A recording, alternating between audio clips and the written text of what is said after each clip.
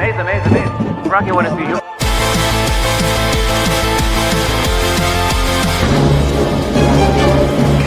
I really don't think they flew 90 billion light years to start a fight. Sunset shield days so long gone, can't bring them back, no magic wand. Counting white cotton clouds, painted on the blue sky shroud. And yet somehow that way is fate, with eternal hopeful flair. Pineapple pizza, Hawaiian ice freeze, yeah. Can't wait to be a free days of you and me. I'm sailing. I just can't wait for free days of you and me. He's been cited by Forbes, The Wall Street Journal, Benny Johnson, Timcast, Dr. Jordan Peterson, and even the U.S. government. But soon they'll wake up to see the summer sizzles in me. We're doomed. Will this never end? Direwolf's back and so are you. Oh yeah. Belvedere flying so the moon. Oh yeah. And everyone singing just the right tune. Maestro blasting on the jazz flute. We are all participating in mandatory fun activities. Jelly bean bonus, every flavor in the bag. Super movie star, but first gotta join SAG. Keep our eyes open. Wunderken, super friend, where are you? Get a search warrant for the near clear blue. It's scooping time.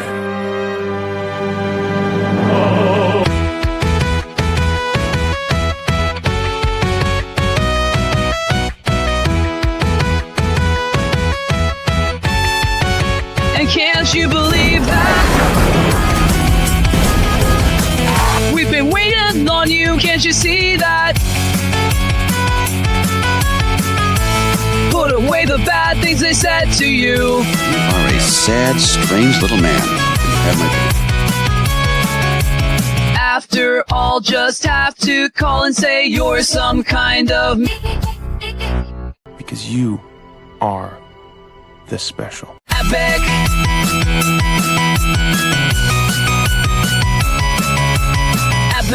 Epic, yeah, that's what you do. I'm talking about epic, it's all you know how to do. You wake up blue to Epic, it's on repeat for you. Oh, epic. Epic.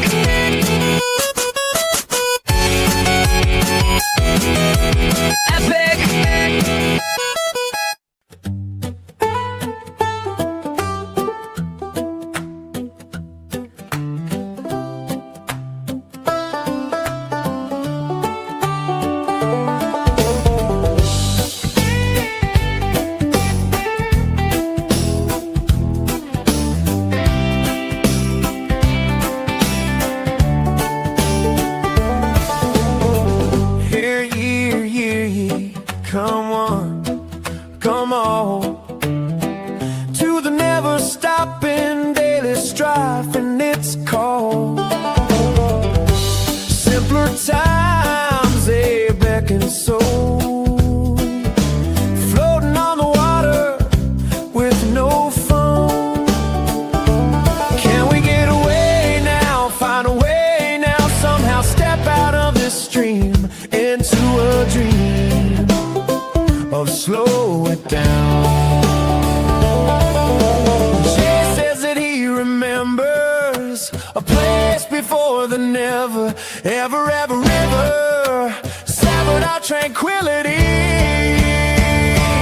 Counting cars by Highway 30, sitting in the porch swing, guessing colors so poorly. Yeah. Is the next one a blue or red one? Maybe silver, maybe gray. What a way to spend a day. Ladies and gentlemen, it's the WDW Pro Show! Guess what day it is? Huh? Anybody? Julie, hey, guess what day it is? Oh, come on, I know you can hear me. Mike. What day is it, Mike? Leslie, guess what today is? It's hump day. Lauren, can you believe we get a pleasant thing from Z the Zombie? We love seeing Z out there. Been a little bit since we've seen Z on the screen. And then BlinkCon Pro says, Pro, you missed my message. Lauren, we don't miss messages around here. What's going on? I don't know. You're going to have to tell me. I don't know what message he's referring to. We're going to find it. BlinkCon, you tell us. We're going to get on the trail. We're going to find the missing message. Never have we ever started a show with such accusations, and we shall not let it stand without fixing it, my friend. Welcome back, ladies and gentlemen. It's the Pro Show on a Wednesday night, hump day indeed. So let's get to the Pro Show. Lauren, how about that, eh? Let's bring on Let's get on the panel right now. 3, 2, 1, here we go. He's the man you know, with a green thumb, green ears, and well, they say he's green everywhere. He's culture. How'd you get over there? I don't like it. I didn't do it. Yeah, wait a minute. Whatever. It wasn't me. Just here. That fixes everything. Yeah, there you go. Lou's here. I am. But he's not green everywhere, Pro Culture. Really? Well, there are some purple potatoes somewhere around there. Somewhere. Yeah. So we got to be. The world is a carousel of color. No, true story. And veritable kaleidoscope. That's right. And so is Culture's dining plate. Ladies and gentlemen, we hope we're not too late to say it's almost time. Take a look at this. Zax is ready to go. The brand new game we are going to be releasing for free for so many of you out there to play. Well, everybody can play. I'm going to be showing it off in its final form at Siege in Southeast Game Exchange. We want you to get to play this. And by the way, once it is released in full, we'll be releasing a code as well to members of the channel so that you all get a special experience. Southeast Game Exchange is where we'll be showing it off. It'll be on July 17th through the 19th, Greenville, South Carolina. Friday, 2 to 7, we'll be there. Saturday, 10 to 10, we'll be there. Sunday, 10 to 5, we'll be there. And guess what? I, myself, and Wiz, that's right, Real Life Fake Wizard, will be signing autographs on Sunday, doing meet and greets, hanging out, and the rest of the crew will be there through the weekend as well. We'll be releasing the full schedule tomorrow. But Valiant Renegade, Force of Light, Culture Casino, Marvin, Lorne, boy, oh boy, we're going to have a good time. Of course, Critical Drinker is going to be there, and Nerdrotic's on the list. So many folks going to be at Southeast Game Exchange. It's going to be a great time. And again, ladies and gentlemen, we will be showing off the brand new game.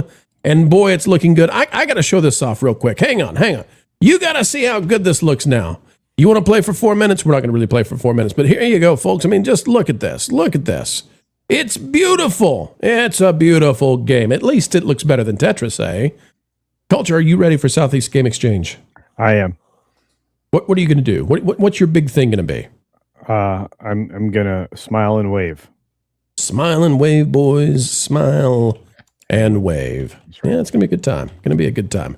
I got 2 power-ups out of that one, Culture. Yeah, I saw that. You're doing really well. I'm trying. Yeah, so if I stop getting power-ups, you might be able to see the graphics. You might be able to see that, the little grid moves back there now and does all kinds of cool stuff. Here, I'll show it off. Boom, watch that. Oh, look at that. Look at that little grid move. Folks, we can run it on a potato, and it runs at a crisp. Right now, 180 frames per second going on right there. That's a lot. All right. What'd you say? That's a lot of frames. It's a lot of frames. You can tell we're pushing the polygons, though. I mean, a lot. Anyway. Pushing the polygons. The polygons where they go. Lovely alliteration. Thank you so much. And did you know something else is being pushed out there on the web? Have you heard about this, Culture? Have you heard about this page person? Have you heard about this? No. Oh, well, a little bit. I mean, now. Yeah. Hang on. Let's play this for a minute. This is the artist formerly known as, well, we'll just say Paige. Paige is into boxing now. With pool noodles. Is this normal? I've never seen anybody fight pool noodles for training.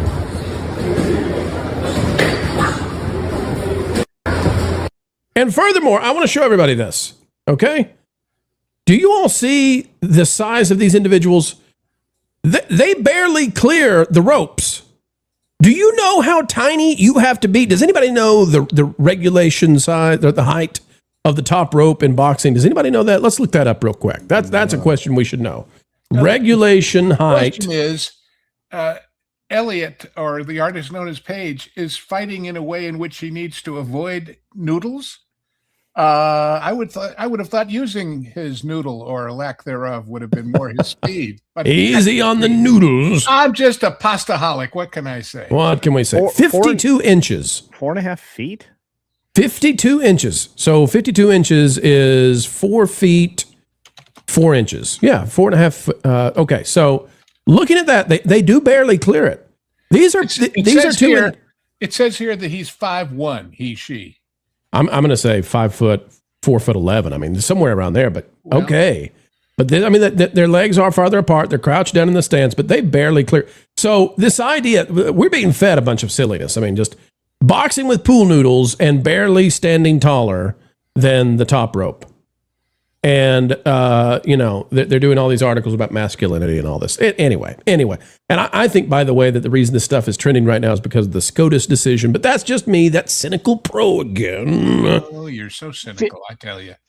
Few people know that this is how Mike Tyson actually trained. It was pool noodles that were the secret to his success. It really was.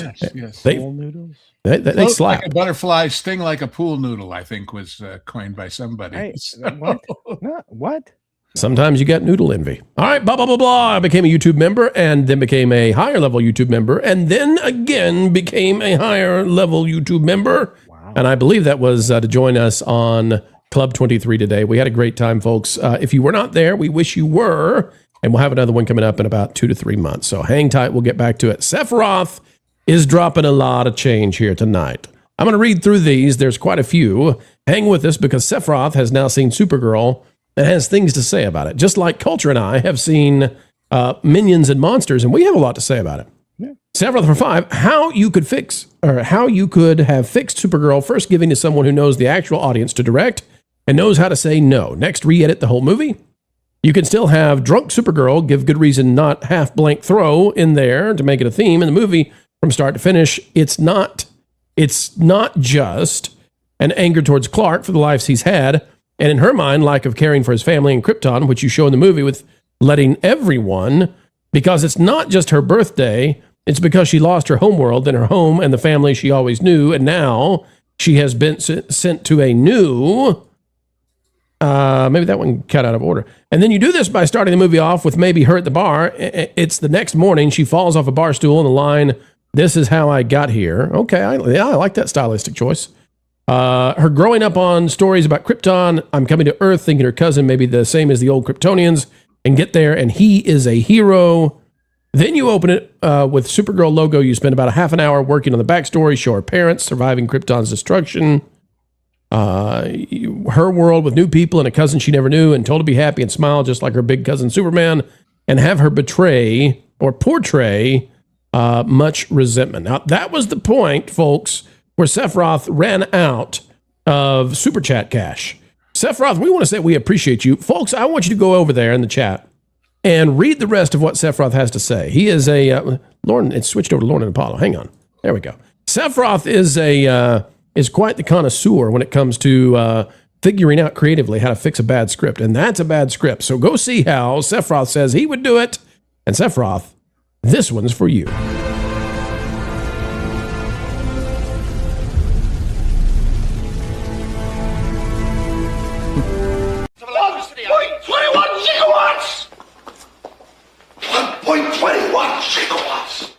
Sephiroth indeed is a gigawatt among gigawatts. By the way, Chris has become a YouTube member, and we're happy to have him as well. We have Juliet for 2 morning WDW Pro panel and Pro Rides. Good to see you out there, Juliet. Ewan Cumia, member for 20 months. Am I the only one who never liked these movies? Are you talking about the Minions? I'm gonna give you a little preview of where I think we're going. Culture, I don't know what you're gonna say. Okay. I went into this Minions movie knowing nothing about it, except I've seen the Minions films. I've seen Despicable Me, all of them, to do the thing we do. But I went in this movie not knowing anything about it, except that I figured I was going to come out with a 5 or a 6 out of 10 for it. It was going to be an average kid's thing. Hang tight, folks. That's not what happened. Snarky Distinct. Whoa! Whoa, ladies! He's back! Snarky, we've been looking for you. We put out an SOS trying to find you. I'm playing it back to back. We're doing double fudge doors.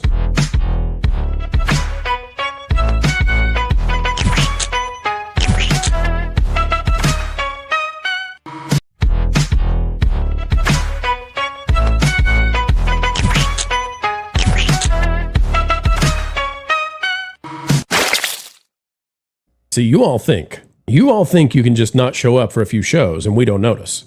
You all think that we don't care. We've been talking behind the scenes. Hey, Snarky's changed his work hours. Hey, Snarky's doing X, Y, and Z. Is Snarky okay? Because we haven't seen him in a while, Snarky. So I just want you to know, we do notice, okay? We got a long list of our dear close friends out there, and when we don't see them, we start to wonder what's going on. We want to make sure that everybody's happy and doing okay and all that kind of stuff. So great to see you, Snarky. Now I'm going to put out the red alert for Maravita. We're going to find Maravita because Maravita told us it was going to be a few months, had to do this other stuff, but it's been a few months, and we're wondering, is Maravita okay? Let's see. Snarky for 5. If you haven't watched the Capture series on Peacock, I highly recommend it. About real-time image manipulation, turning intelligence into evidence. Yeah, and we've reached the point now where I would say that you really can't trust any video or photo at this point. So I don't know how the courts are going to handle it. We've been talking about it. It's no longer theory. It's here. BlinkGone says it was the very first message. I said, pro. Hang on. I am going to scroll like I have. Well. Lauren, would you go to the live comments and scroll all the way to the top, please, for me? Lauren? You're muted, Lauren. I'm there. I've got it. Lauren, what color is the message from BlinkCon Pro to us? It is gray. What does the gray indicate, Lauren? That it is not a super chat. Yes, but also, is it the kind of gray, Lauren, that indicates it's been put on the screen before? I was not aware that they flipped that way. Lauren, look, scroll down a little bit. You know what? I'll just say. It's the kind of gray that says, we had it up at the beginning of the show, BlinkCon Pro. What are you talking about? We got you. Roan of Strata for 5. That game reminds me of working with my boss's Outlook calendar. All right. Careful there. Abigor, member for 13 months. You have angered the page. Roll for initiative. Well, I got to say, I'm not too fearful of the 4'9" Fury. Ken Reihart for 2. Did this person have the addictomy? You know what? I don't know what that is, and I don't want to know what that is. Lauren, you seem to know what it is. Don't tell me. Think of it phonetically. Oh, so we're adding the... I know Jerry did it. I sort of remember them, but beyond that, I haven't got anything to say. I'm sorry. Is it something, Lauren? Might we call it an add-a-noodleum as well? Sure. Okay. Eric Stratton for 10 on Amazon. I watched Fryer's roast of Jerry Lewis. Yeah. One person roasting Jerry mentioned the movie theaters he created called Jerry Lewis Theaters with better food and drink. Lou, any backstory there? Just kind of a precursor of what Alamo did and others. But again, that's all I remember is that it happened. I don't think there were very many of them. It was an idea ahead of its time, so to speak. Patrick Inouye for 5. The Italian railroads are putting Minions and Monsters ads on the side of their trains. I think it's that's a great marketing ploy. One magical girl pro for $1.99. You can always trust a magical girl. And rainbows and sprinkles and Skittles. Don't trust Skittles. They're not good for you. Snarky's out there for 2. I am touched. Out of the many I matter. Thanks. Snarky, you better know you do. And everybody does, but you do. We notice. It's true. Where's my Zootopia 3 for $4.99? It's on the way. Saw Minions and Monsters 3 days ago on my phone. What are you trying to do to us right here? What are you trying to get us in trouble here? Not really a fan without Gru, and you promised me Zootopia 4. Oh, you'll get Zootopia 4 too. Disney's going to start making Frozen 27. Make $1 billion. Listen, you can take it to the bank. It makes $1 billion. You're getting another one. Yeah. Patrick Anaway is dropping 5 wonderful memberships. Folks, we're going to give away some memberships too. If we hit that super chat goal, 30 is what we need. And we're thirsty to give away memberships to you. Chemical sunshine, professor says pay no mind. I just realized that guy looks a lot like Henry Cavill, doesn't it? One more time. Check that out. That's Henry Cavill. Chemical sunshine, professor says pay no mind. Yeah, we're probably going to have to change that. Didn't realize it until now. Are you trying to say that when it comes to Henry Cavill, there can be only one? Only one. Sorry only about one. that, Lauren. Real It just soon, was actually. obvious, yes. Yeah, that's going to be Lauren's new favorite movie coming out real soon. As soon as Mary Jane shows up. I remain open to the possibility that the remake will be good. I will give it a chance. Okay. But folks, not to go all into this crazy, but what bothered you about the original was you thought the story didn't work, right? You thought the concept didn't work. I just thought it was dumb. It bored me. Because it's the same story. It's the same concept of the immortals, and there can be only one and all of that. So execution matters a lot, and they may provide additional context. Okay. All right. Just dumb, he says. D-U-M, capital. Captain Phantom Nerd, member for 29 months. Nobody calls this guy dumb. He says, good evening. And Captain Phantom Nerd, we say good evening right back to you. Gonna have a great show tonight, folks. Before we get started, though, guys, grab your beverage and hold it up high. Folks, it's time. We're going to click it and sip it. You click the like button, click share, click subscribe, whatever you want to do to live high on life. And then we'll get to it. I'm drinking matcha. I see water. I see culture indefinite. What is that? It's water. Margarita on this end. If I see any red staining on your lips or beard or goatee, I'm going to know that's an entire thermos of wine. It's not the way to drink wine. No, this would be sacrilege. So no. Okay. Lou, what'd you say you're doing? Margarita. Margarita. Okay. All right. What kind? Plain old, original, traditional. Okay. All right, I'm folks. not into all those funny flavors. So click it and sip it, and here we go.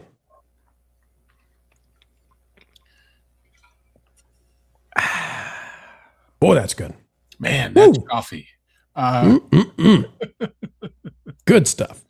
Patrick's out there for 5. Leave it alone. I don't mind being compared to Henry Cavill. Yeah, you look good.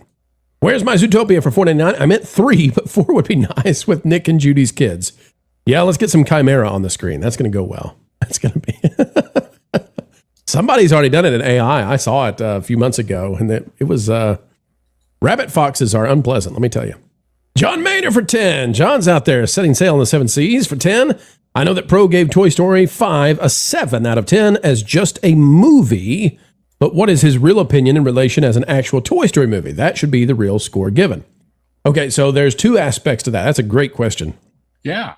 So as a standalone film, I recognize that it's made for women. I watched women openly weep in the theater, lots of them. And I recognized that this was akin to Barbie. It's not a movie for me. And I scored it based on what it is. Now, for me, personally, I didn't enjoy the film. Artistically, I think it's a beautiful film and it's well constructed, but I didn't enjoy it. I'd probably give it a 5 out of 10 if it was just like, am I judging it based on my pleasure? But you got to understand, like, okay, so I'm not into the horror genre. If I go in and watch a horror film, I have to separate myself away from that, though, right? And I have to score it based on, given the genre and given what it is, how well is it executed? Understanding, I don't like horror films. So, you know, my personal taste, I try to get it out and out of the way as much as I can and just be as objective as possible. Now, in addition to that, I would say, as a Toy Story film, I don't care for it. And the reason is because the first three films are almost perfect. They're either 9s, 9.5s, or 10s. I probably put Toy Story 3 at a 10. And I think it's one of the greatest movie trilogies of all time, even though it's kid films, family films. I think it's one of the best trilogies of all time. You could argue that it is the best trilogy of all time. I would not argue that. I would go with Lord of the Rings probably. So when I compare this to those three, I don't think it belongs. I think qualitatively it's not of the same substance, but it's way better than 4. I mean, 4 is not 4. It doesn't matter that I don't like 4. It's that it's an objectively bad movie. 4 is. So that's the best answer I can give, John. I try to separate myself out and I try to say, is the movie on its own merits for what it is, even if it's not made for me to enjoy, is it good? And that's what I did with Toy Story. So that's why it's a 7 out of 10, but overall, not a win for me. I didn't care for it. It wasn't my cup of tea. Guys, any thoughts on that? Do you think I'm betraying the audience by reviewing it that way? Should I just give the score the way that I felt in the theater? No, I think you're right. But there's an interesting dichotomy here, which is on the one hand, the reason the movie's getting made is because the previous ones were successful and they figured the audience wants more. On the other hand, if you're going to build a new audience who maybe never saw the others, it's got to inspire you to want the next one all by itself, even if you've never seen the others. You see what I mean? So I'm with you. I'm with you. It's a complex issue. It's more complex than it seems. And the other thing too is that if Toy Story 5, and this will be very unpopular, so if anybody out there wants to take a swing at me in the legacy media, or if I've got any opponents out there, get your pool noodles out, bro. Get the pool noodles out, because this is going to be the one that I step out into danger zone territory. Toy Story 5 is doing fine. It's going to make them a lot of money. But if it had been made like the first three, it would make them a lot more money. So their gamble is they're going for the girls, and that's fine. But if you take a look at the inflation of movie ticket prices, this is going to land probably with less tickets sold than 4, definitely less tickets sold than 3. But nobody wants to talk about that because everybody wants to say there's a new record broken every single day. But if you were looking at butts and seats, cultural impact, it's not close to 2 and it's not close to 3. So, and technically, 1 was a revolution, right? So, all right, gentlemen, we got to talk about another movie tonight. Culture, you've seen it. Lou, you have not seen Minions and Monsters, right? I have not. That's not right. not your cup of tea. Is that correct? Not enough to get me to want to rush out and go see it on the opening day. I might, if it wanders across my streaming universe, take a look. Lauren, did you go see the little yellow guys? I have not. All right. I really thought we had a win with this one, Lauren. I thought you were going to go see it immediately. First showing in your hometown. I don't know if I've ever seen any of the Minions movies, to be honest. Lauren, you're going to do great in this next segment. It's going to be a great time for you. All right. Oh, boy. All right, folks, let's dive in. Let's talk Minions and Monsters. It's an out of the theater honest review. Culture and I have seen it. You know what? In fact, Lauren, just for this segment, okay? I'll put you back up there in a minute, okay? Just for this segment. I didn't offend you with that, did I? I'm deeply offended. Darn it. I wanted to be able to, straight on to Culture there. Straight on. All right, let's do it.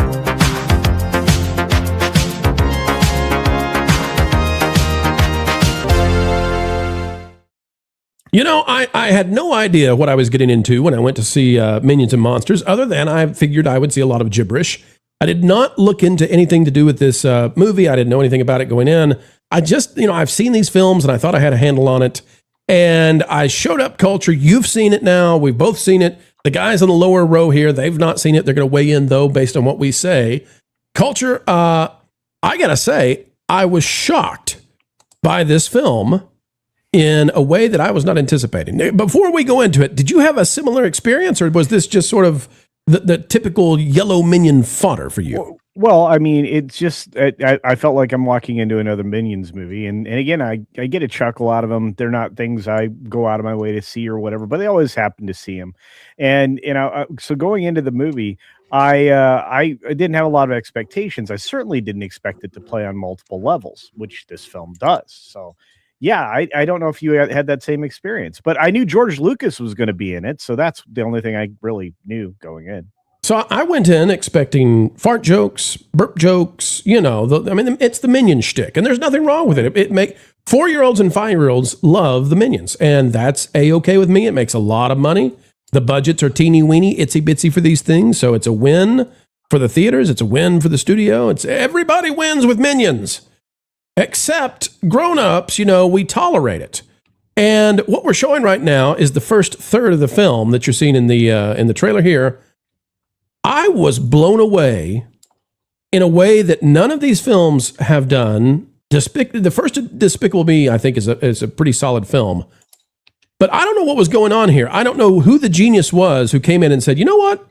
What if we took a film that's supposed to be just kiddie fodder and a cash grab, and we just have at it and make something remarkable? And for the first third of the film, this thing is busting with Buster Keaton references, black and white film era jokes and gags. The work that must have gone into making sure that they got the 1920s era Hollywood exactly right it's phenomenal. And then this little green gooey guy, the green Cthulhu guy, shows up and he starts talking. And I thought, wait a minute, is that Cartman? Trey Parker does such a great job. And he's returning to the franchise as a different character this time, but he does such a good job of being in a high-pitched voice and staying away from Cartman. But there are a few times when you hear Cartman. A little bit. Yeah. And his voice acting, this character is great. The thing is, Culture, about this movie, there's about a third of the film when I'm like, I have stepped into something completely unexpected. I thought I was watching Minions, and I'm about to watch something that's on par with WALL-E, and I can't believe this. I'm just like, I'm so happy. I'm a smile. There's a smile on my face, and I'm like, I can't believe somebody actually went to this effort. And then the halfway point comes in. We get through the third act. We're into the second act, and it becomes a Minions film. I mean, it doesn't sustain that kind of quality that, it becomes what it is. But for the first third, Culture, I was blown away. I couldn't believe this film was this good. I think you're right. I think the point at which it stopped being the most engaging of them all was right around the third act. I think it pushed the energy of the first act and kind of carried over into the second act, and it started to lose ground right there at the third act. But it's this still orange goopy monster. This orange goopy monster just doesn't do it. And the little green Cthulhu guy should have got a hold of something that made him grow and be huge and turn into real Cthulhu. And then they could have had Trey Parker really go all out. I mean, that's how this should have gone. There's a robot guy that just he does. It's a fine little flip. But I like Dort. Come on now, Dort's girlfriend is hilarious, but Dort himself is kind of. In Pro, here's the thing that I found magical about it. We went from the 20s and the silent film era, and then the Minions found themselves where a lot of actors and actresses of the time found themselves incapable of going to sound, to talkies, because they didn't have the voice that everybody imagined that they did. Which was something that many of the celebrities of the time had to deal with, right? Yeah, and so I appreciated that. So we watched the Minions grow up in Hollywood basically from the 20s through the 50s, and they did it in half an hour. It was pretty amazing, and we get to the alien spaceship part of the movie, and it's very enjoyable. And like I said, this was an honorarium of Hollywood. Of those various eras. I think I used George Orwell as an example. You had Buster Keaton, Charles Chaplin. Yep. You had Bogey. It was a Humphrey Bogart reference, and you had Citizen Kane in there, right? Yep. So there was a smorgasbord. It was like I couldn't believe this was a Minions film for the first third. I was like, this is the time they spent on getting these right. So what I think happened. Okay, this is just me speculating. I think they brought some genius to the first third, and then they ran out of time and said, we got to have this out, guys. This has got to come out. And I don't know, Culture, this comes out where Shrek 5 was supposed to come out. Yes. Or Shrek 6. I don't even remember what we're on now. Yeah. But the new Shrek was supposed to come out. maybe they had to rush this. I don't know. Like I said, I went into this film not knowing anything about it except it's Minions, and that was good enough for me. And it's a great film, and then it's an okay film. But it's a great film. I can't believe I'm saying this still. Okay, so here's the thing. I went in there expecting kids audience level stuff, right? Immature humor and all of that. And yet this film plays at two levels. Like I was trying to say, you have the kid level stuff, and then you even have the adult level stuff. Disney used to do that all the time. They don't do that anymore. But this is Illumination, Universal, showing you they can do it too. You know, they can play on those levels. Like who hasn't stepped on a Lego and then gone for a spill, across the room? And that's one of the gags that's in here. But it plays perfectly for parents who've had that experience. They barefoot step on a Lego and everything changes for the day. Was that the dude playing the Bright Brothers, playing both of them? Was that the dude? Was that Jeff? It might have been. You know what? I could believe that. And I like the different inflections used by the person doing those voices. I thought it was great to distinguish them one from the other. One of them is very kind. One of them is very gruff. It is him. I just looked it up. He plays Frank and Elwood, Bright Brothers. Yeah, and they're both heavy, and they sit down and they're. I mean, I'm used to these movies. I know what they bring, and this brought something different for the first half. And after that, we just get a Minions thing. But I'm going to tell people. I don't want to go too deep on this culture because it's okay. It's a Minions movie. But I think this is as good as Toy Story, except I think it's for boys. I think boys will like this as much as girls like Toy Story 5. But I don't think this film is deep. I just think it's ridiculous, silly, fun, but it's chock full of references to old Hollywood, and they did a darn good job for a big chunk of the film. I tell you what, like I say, I was barely aware of it. I want to go see it now after what you said. So there's that. It is worth it. But secondly, the whole thing about the Hollywood references, what it reminds me of is that great Disney cartoon of the polo match where they did caricatures of all the Hollywood stars. Sure. Oh yeah. And I'll give a spoiler here, folks. If you don't want to be spoiled, stop now. But the whole movie is a movie, and we've seen this before, right? But they execute this really well to the degree that when the credits roll, the credits go to the characters who made the movie, and then it takes a while before they actually run the real credits. And I would suggest stick around for a few minutes into the credits. Number one, you're going to appreciate that the score that the composer worked on works throughout this entire thing. But the Foley artists were busy. Everybody that was involved, that would have been involved in an old Hollywood production, seemed to have been involved in the production of this. And look, I'm not going to sing too many praises because if you're a member of my channel, you've already seen my thoughts about it. But I didn't give it the highest numbers score. But I didn't deter anybody from wanting. I hope I didn't deter anybody from wanting. I think it's a fine film. It's my summer surprise. I mean, really, I didn't have high expectations. Financially, I thought I would do well, but I had a smile on my face because I was, you go in thinking, okay, ho hum, average, and then all of a sudden, there's all these references to Buster Keaton, and you're sitting there going, "I'll be darned, and there's such a funny joke in here too, Culture. When all the Minions get fired from Hollywood because they can't speak, and we've just moved to the talkies, right? Yeah. So, which is a Charlie Chaplin reference, right? So all the Minions are being fired, and every one of them in a line, and we find out their names. We've never heard all the Minions' names. They're going through the names, and there's this ugly, unpleasant Minion who shows up, and the guy firing them, he's been so nice to each one, shaking their hand, and saying Jacques, Fred, and they're all saying bye, Max, with their little Minion voice. The ugly one with a little buck tooth, shut up. And he says, bye, Richard.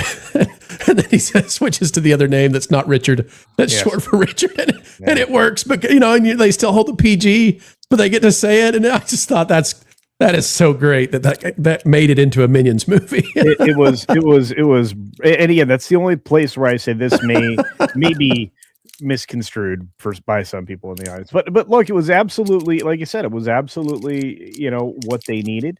and they really did bring it. And look, kids are going to love this. Grandkids are going to love this. You can feel good about as a parent or grandparent taking the kids to see this. Nothing bad in this at all. Yeah. Nothing bad and in there this was all. and there's no nonsense political stuff. So it's again not the greatest movie of the year, but certainly something fun from old Hollywood, and that was well done. I think if it's a child who's 3 years old, 4 years old, maybe some scary parts here that, but cover their eyes. And then there are a few little bit, it's Minions and there's monsters. And so there's a few references to like a seance or something. So if that bothers you, again, cover your kid's eyes if you need to. But it's a fun film, and they went way harder than they had to in the first third to half of this film. It's remarkably great movie. Really good. The first act and most of the second act were great. And like I said, the third act is where things obviously either were rushed or they didn't have enough time to really flesh out the rest of the story. Culture, I'm more positive now. The bad news is, so I'm more positive now that DC is going to have really bad days for the next few days. I mean, Minions is because it's good, and because people are going to go home and say, "Hey, you got to see this." It's not just your standard Minions movie. It's going to wallop Supergirl. Oh yeah. Well, I mean, and Toy Story is not going to go anywhere. It's not like that's going to pack up and go home. Right. The whole 4th of July, the Independence Day weekend, is going to be Minions and Toy Story. Yeah, that's it. Yeah, and the two biggest losers because of when they chose to release are going to be Disclosure Day and Supergirl. 67% drop for Supergirl, you think? Yeah, I think 67's right spot on. Yeah. And 70 wouldn't surprise me though. 70% fall off would not surprise me. And Disclosure Day's toast. So, I mean, that's done. Yeah, that's gone. Yeah. Lauren, have we convinced you to go see the Minions yet? Are you going now? You're going to hop in the Lauren Mobile and go over there? Well, I kind of feel like I maybe gave the wrong impression when we opened, because I have seen, I think, 2 of the Despicable Me movies, and I liked them. I just never saw the Minions spin-offs. I just never got around to it. So I'm not against going to see the movie. Honestly, I just didn't know it was out. So, well, just so the audience knows, and now, Lauren, there are 7 of these movies now. This is the 7th one.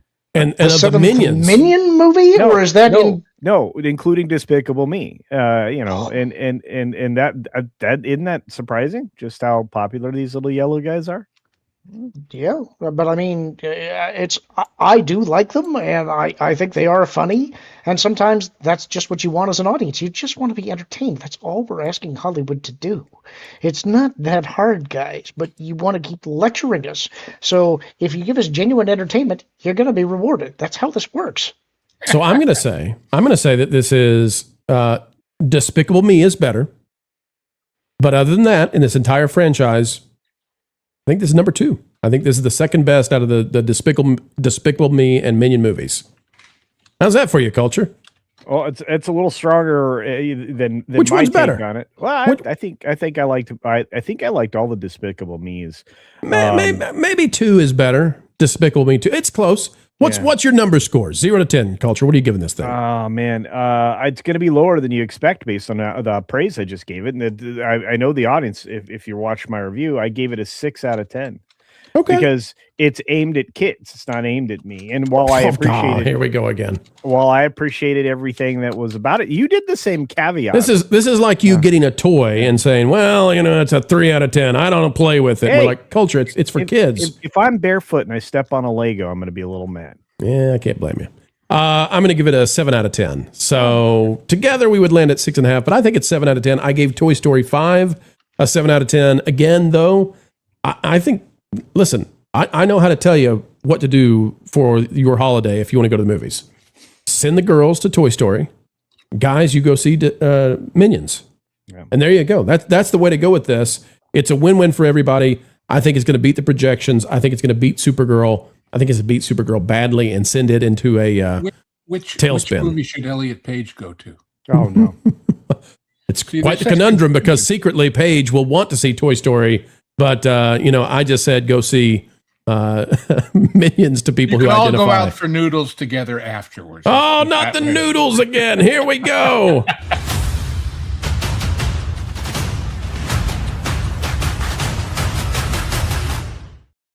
Summer surprise. Monsters and minions, minions and monsters, however you say it, folks. It was a decent little film.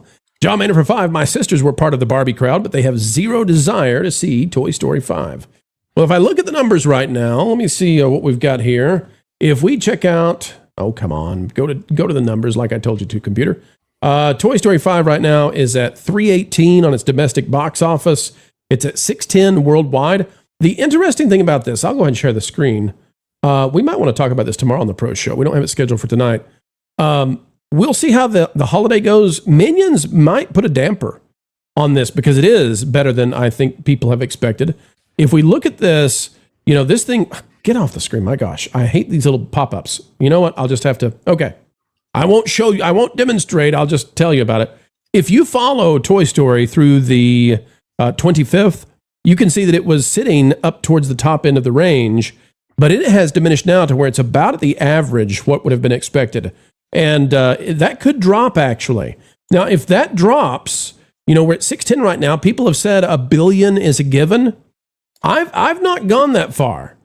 And I think there's a chance, based on Minions, because Minions is so good, I think there's a chance Minions puts a dent in Toy Story, and it could put Toy Story at like 950, 970 as its end run. What do you guys think about that? Possible or no? I mean, it's at 610 and it's been out. How many days? Let's see. How many days are we at? Quite a few. Okay, but only one week in there.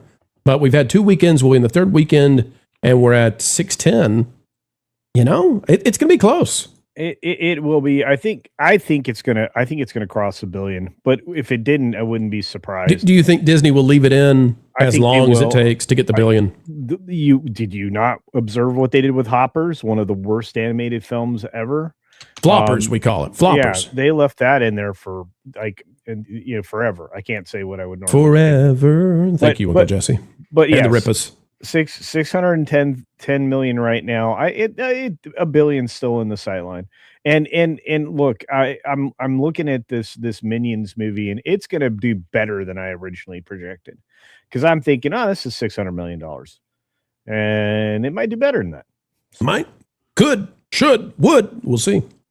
Got Chef Eddie out there. Remember, for 15 months. Hashtag Steve was right again. Hashtag justice for Steve. Steve's got to get his internet fixed. He was blocked from joining us on a show last night. Steve, if you're out there, we hope you're doing okay. Get those hamsters moving in your studio. Not in USA, but in Canada.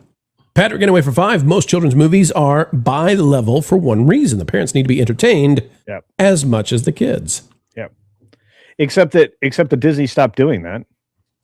That's right. Ogres are made of layers. If anything, Toy Story is a lecture about how Disney thinks you should parent if you're trying to look at it through an adult's lens rather than a kid's lens. But just remember, even Parfait has layers. DL Racer, member for 6 months. Despicable Me became a powerhouse franchise because it was presented with massive heart. Yeah, that little unicorn got you, didn't it? The Minions are just a gimmick tied to the heart of what created the initial magic. I agreed until this film, and I still sort of agree. But this is kind of the first third of the film culture. I was thinking, this is bizarre, but it's kind of like Godzilla -1. Like somebody said, hey, you're making a Minions movie, and whoever it was handed to went, no, I'm making a movie I want to make, and the Minions are going to be in it. It worked out good, but I'll never forget, he's so fluffy, because that was one of my favorite bits. Yeah, that's not bad. That's a good impression. And when that girl ages out eventually, when she's in her 70s, they need to get you, because I don't know that she can still do the voice when she's 77, 85, but you can do it, Culture. Okay. Patrick Getaway for 5. Your next mega hit: Minions versus Supergirl. Let's not pull the Minions down right now. We got Medmutt for 10. Evening Pro, Lou, Culture, Lorne. Still trying to get one tap by set up on a new phone. Ellen has to hit pool noodles, cause if the shall we say the mateless How's that for you? The romanceless used proper practice impact gloves alone would break the hands. I'm being so careful, and I don't even like covering the artist formerly known as Paige. I promise You'd like you, to it's turn better the than page on the whole issue. In other words, it's better than uncovering the artist known as Paige. Well, unfortunately, on X, that's already happened, and let me tell you, it's yeah, boy. Listen, things happen that should not have happened. I'll just put it that way, and it's not a sight well seen. Thinking heretic. It isn't that he's doing it. It's that somebody decided this video somehow made him look good. Woo. That's Thinking the heretic. spooky part. Boy, I've got, there are things that I have to sit and go, if it was just the four of us, guys, I would make a joke here and we would all have a very good laugh. Mm-hmm. But it's not just the four of us, and so we'll save it till another That's why God day. invented the side chat over here. That's right.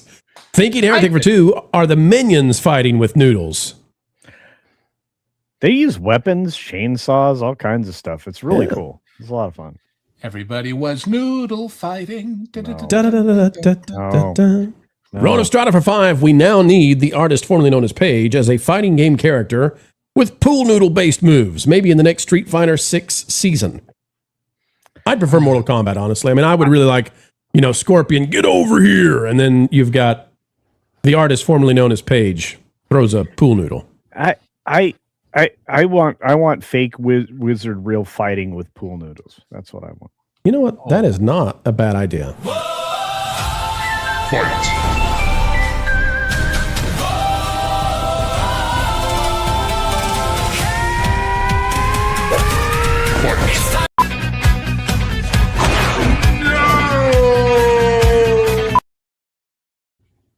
We've got MedMutt dropping a magnificent 10 WDW Pro memberships. Thank you, MedMutt. We appreciate you. And as we say, it's always around here the year of the MedMutt. This is one big cultural appropriation, don't you think? What do you mean? We're just celebrating the year of MedMutt. And finally, Timu Dr. Demento, member for 6 months, and I still love it. I'll be wearing my denim overalls for the Minions. Culture, they reveal in this one how the Minions got their overalls, and I got to say, it's better than Solo when it comes to answering some of the questions you never really had before. Yeah, and that was great. So look, the success or failure of this film and any other film right now in this current era is whether or not it makes it onto the largest possible format screens, right? The PLFs, we call them, premium large formats. So Supergirl's going to lose PLFs to Toy Story 5. We already know that's going to happen. Will it also lose more screens to Minions if it does what it seems like it could do? Are you talking about Toy Story? No. I mean, Toy Story is going to pick up screens. Right, PLFs. Toy Story will add seat. Yeah, but will Minions add more PLFs, and will they further reduce the number of Supergirl screens? No, I think that's probably contractually said already. But think about the irony of that you put all this money into a huge superhero picture and a cartoon takes your screens away. I mean, take my screen away. That's just. God. What's the budget on this? It was $85 million. Was the production? Is that right? Culture. I mean, it was dirt cheap. I don't even remember. We're getting into back rooms. Yeah. ROIs here, right? The YouTubers. Yeah. Well, you're not paying anybody $20 or $30 or $40 million to wear a rubber suit with fake tattoos on it, are you? No. Hey, Maui. So And we'll be talking about that tomorrow, folks. They are a full-on attack mode going after The Rock, Dwayne Johnson. What's that about? Well, we'll tell you. Packing Protons for 10 isn't waving a pro-Trump flag free speech on a public beach. Seaside Heights, New Jersey just escorted a Trump-loving flag waver and her friends off the sand today. Not a good look for the 250th. So I don't know the details of this. All I will say is that beaches, some of them are going to have rules for what you can and can't have, not in terms of the messaging, I wouldn't think, because that would be a free speech issue. But if you have a flag of a certain size, that may not be allowed on the beach because the winds can catch the flag, rip it from your hands, and it becomes a dangerous projectile on the beach. So, it's going to be a story. I'll look into it and see if it's just a normal size flag. I don't know, but there are circumstances where you got to be careful on the beach. I know that sometimes you'll go places where certain types of umbrellas are not allowed because they be lifted out and whoo, there it goes, and can take somebody out. Was it a nude beach? If it is, I'm not going to click on the article because I fell for that on the bicycle ride. And let me tell you, there was not a single body on a bicycle that needed to be disrobed. Packing protons for 5. Remember the wise words of Ernie Anastos, Lorne. Keep beeping that chicken. I'm relatively sure beeping was not the word.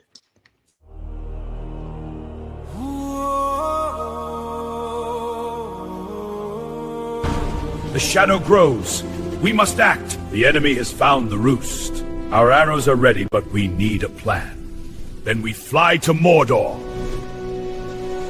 Flock for the plan.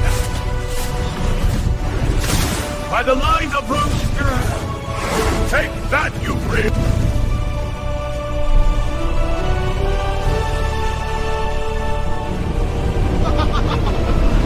What have they done?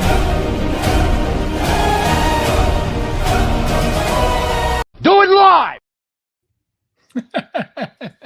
Lauren, would you in fact be willing to do what Bill has asked for? Would you be willing to consume chicken live on the show someday?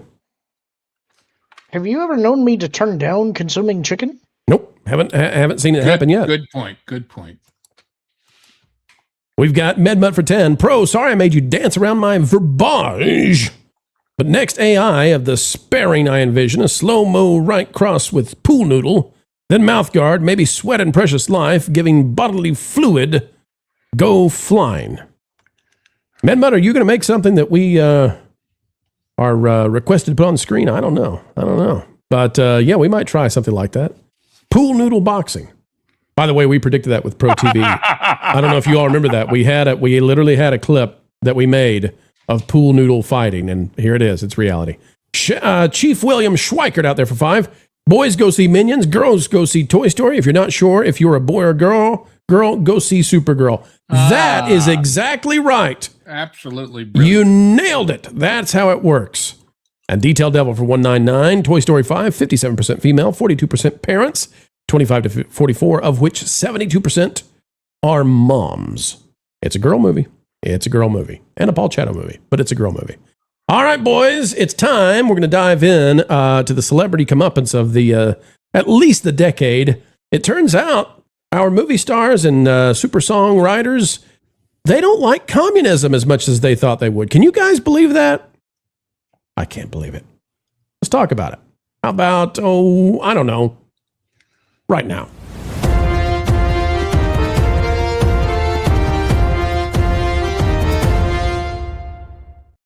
Well, it turns out the movie stars, the celebrities, the songwriters, the singers, the athletes, they don't like communism as much as they thought they did. Mamdani, the mayor of New York, has just gone full Europe on us.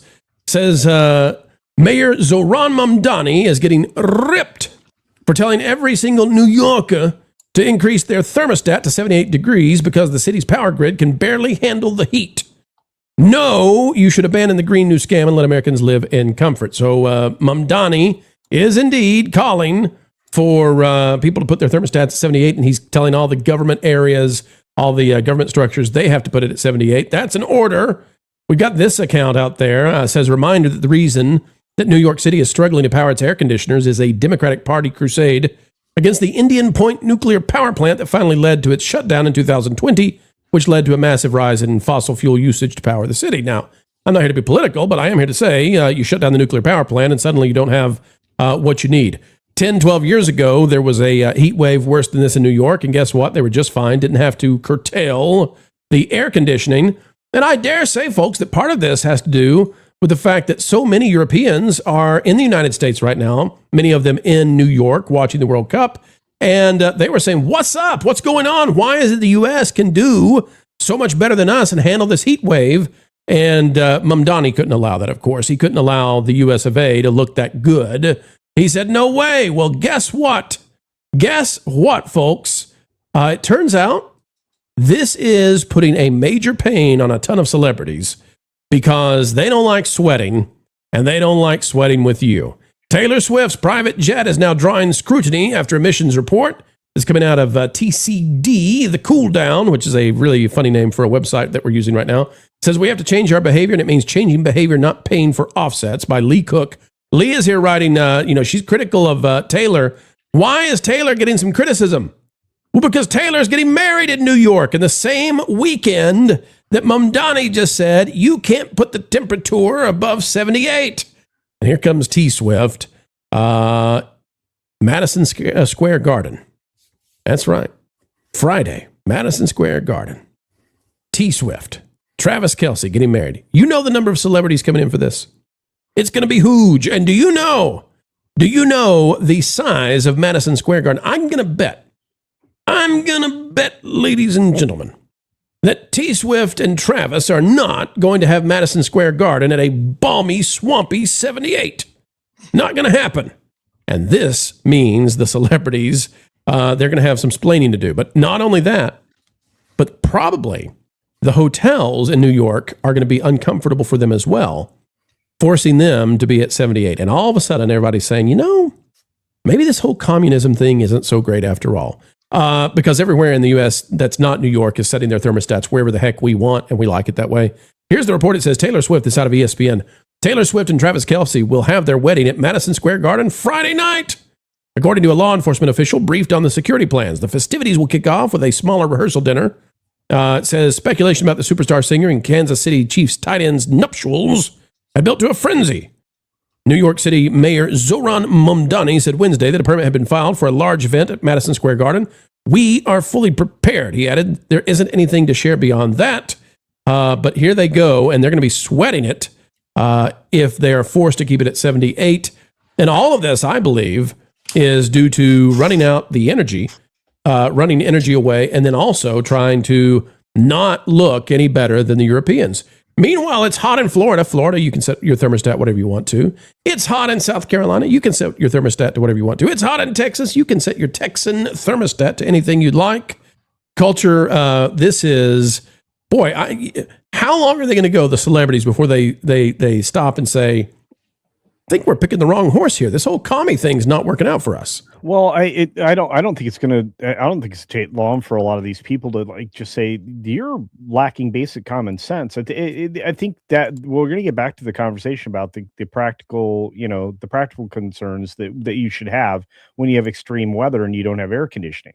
They're suffering those consequences in Germany and various parts of Europe right now during their, what do we call it, heat event or whatever. They're having a heat wave, and they actually have a cardiac unit that doesn't have AC in Germany.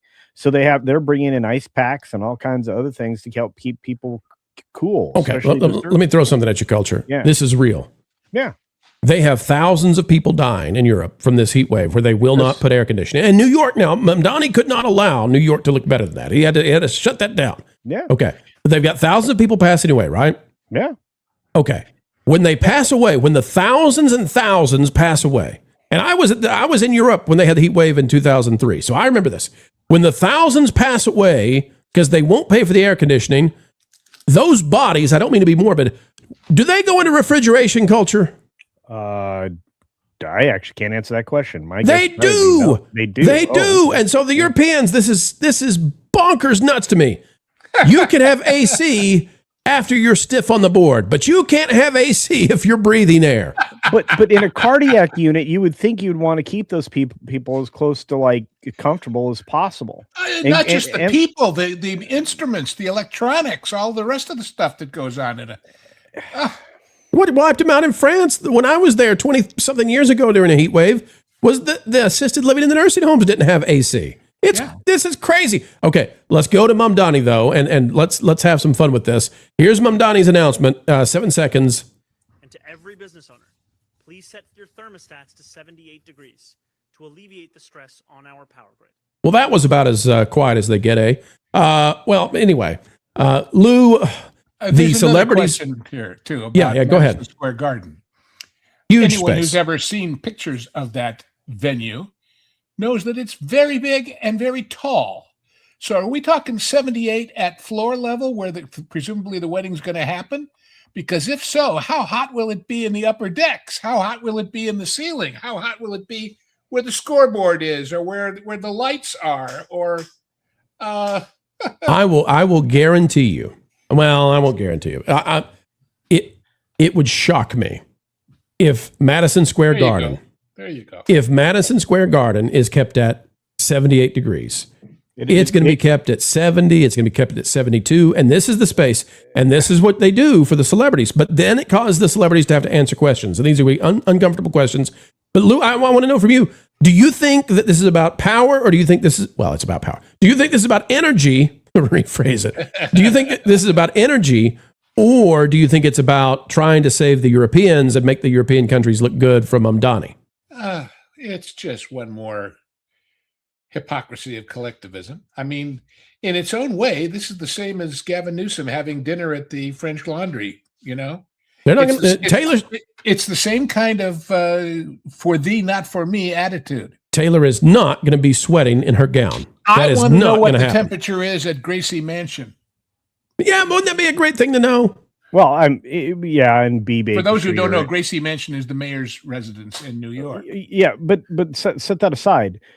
To get a building the size of Madison Square Garden cool for everybody, comfortable for everybody, they start cooling that way in advance. You bet.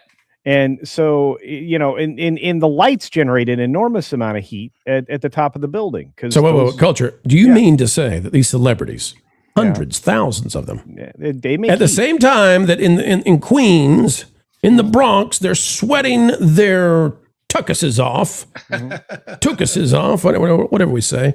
At the same time, they're going to come in on their private jets by the thousands, and they're going to go into a giant Madison Square Garden chilled so that T-Swift looks as good as she can.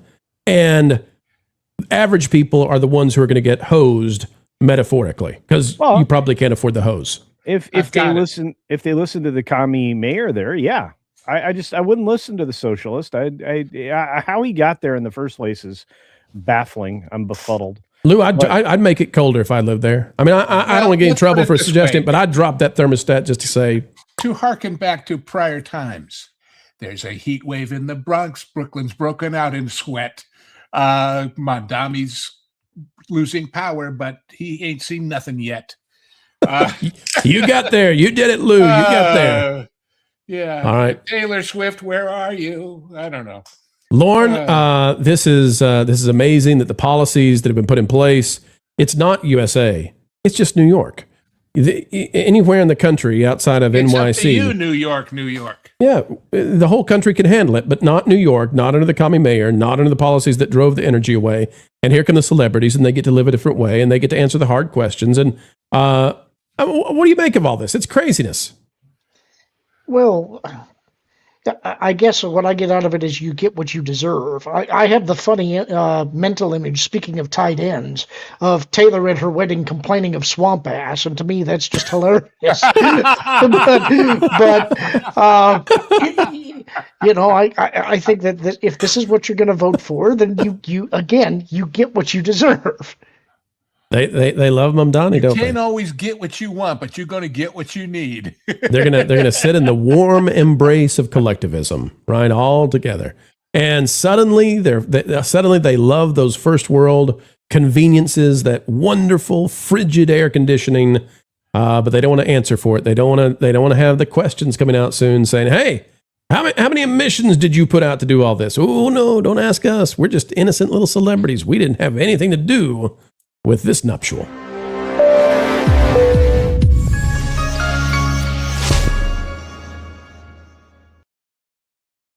And the fun continues, ladies and gentlemen. We've got 11 super chats in. We never leave one behind. Let's grab them. Timu Dr. Demento for $9.99. Paige fighting pool noodles because they are equal to the size of Paige's arms. It's a fair fight. Let's see how we're doing right now, folks. Hang on. We're going to check in. Still battling those pool noodles. Whoa. Easy there. Easy. Getting a little too vicious. Whoa. Also, I wonder. I think because Paige, my understanding is 39 years old. This is not a young person in terms of being ripped this way. I wonder if those abs are implants. I wonder if they're implant abs. Or steroids. Maybe. I didn't see much evidence of steroids in other ways, but, you know. Our John, member for 10 months. Happy to have you. If you meant to send it a message, let the mods know. We'll grab it. We got Detail Devil for $4.99. Channel 4, Shorter Life. Very potent versus CO2. Oh, wait, CH4, sorry. Grazing cows and bison balance, sequestering CO2 by hoof. Less cow farts may offset industry emissions. It's complicated. There were millions and millions, like 80 million bison roaming North America 200 years ago, and they didn't raise the temperature not a single digit. Nope. Paul 12,000 for 2, Sweating to the Commies. Fun album for Mumdani. I like it. We've got Simmons when we need him, for God's sakes. Bring him back. Detail Devil for $4.99. A Nation Without Chicken. I'll be darned. Look at this. 80 million bison trample and wallow grassland, former cornfield. Yeah, I got the stat right, I suppose, then, eh? Yeah. Dusk supping fish meal, sushi soaked in asahi. Meals we thank for saving climate. I say eat the seaweed. It's good for you. Vitamin A. Just be careful. Get it from an accredited seaweed provider. Detail Devil for $4.99. Humor too dry and obtuse. Many scientists only grok own field. Miss big picture. Pundits left and right prefer gotchas. FYI, 65 million pounds of rotten meat because Boyle hits fire. Boyle Heights fire. It's Boyle a big Heights warehouse fire in East LA. Yeah. I'm going to say that the fires across LA, I'd say those added a lot of emissions. And temperature. Yeah, I'd say that did more than all the cutting of air conditioners. I mean, an area, in the Palisades and beyond, an area the size of the city of Paris burned down. I'm going to say we put some emissions because they forgot to put the water in the pipes. Ron Estrada dropping. This is good. Dropping a 50. You got to know sing what, it, bro.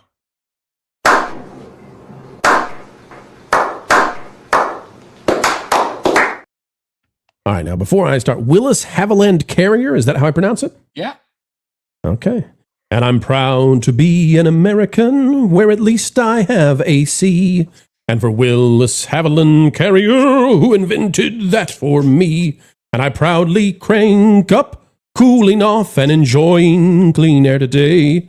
'Cause there ain't no doubt I love this land. God bless the USA. Thank you. Bravo, Thank you very much. Rowan Estrada. That's a damn good lyric. Good for you. That's right. Not bad at all. Do we have a follow-up on that? We've got another one down here. Vault Collectibles for $4.999. We call it 49 around this place. 50, you might say. 50. We are in Florida. Our AC worked great in our store in the Lakeland Antique Mall. Hey, been there before. Haha. Got to keep our props climate controlled. Very cool. And good to know where you are. Don't give away too much more, but it's a great place. Very cool place to check out all kinds of great stuff. Lauren, what are you snickering about down there? Your valiant battle against numbers. 49.99. They call it 49.99. We almost. Lord darn you, calling me out. I knew that's what you were laughing about. Weird Darkness is there for 100 smackrels. Benjamin, I don't do gaming. I don't go to movies. I don't visit theme parks, and I don't even watch modern streaming shows. So, I really need your help to tell me why I am addicted to watching this channel. Should I seek psychiatric help? Only if your psychiatrist recommends even more, perhaps a double, a triple dosage of your Pal Pro. Hey, wait. Weird Darkness official. Do you garden? Have you seen the garden place? That's right. The Culture is the new Bob Ross of gardening. Yeah, I will put you to sleep. It'll be great. That's not the greatest slogan. We'll work on that. We need to talk about marketing. We're going to workshop that. I need a new tagline. Okay.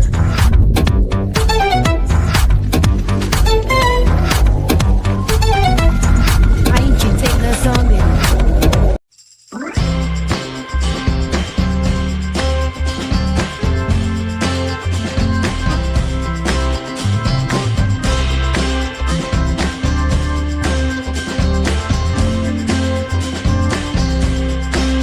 Perfect. Wahoo!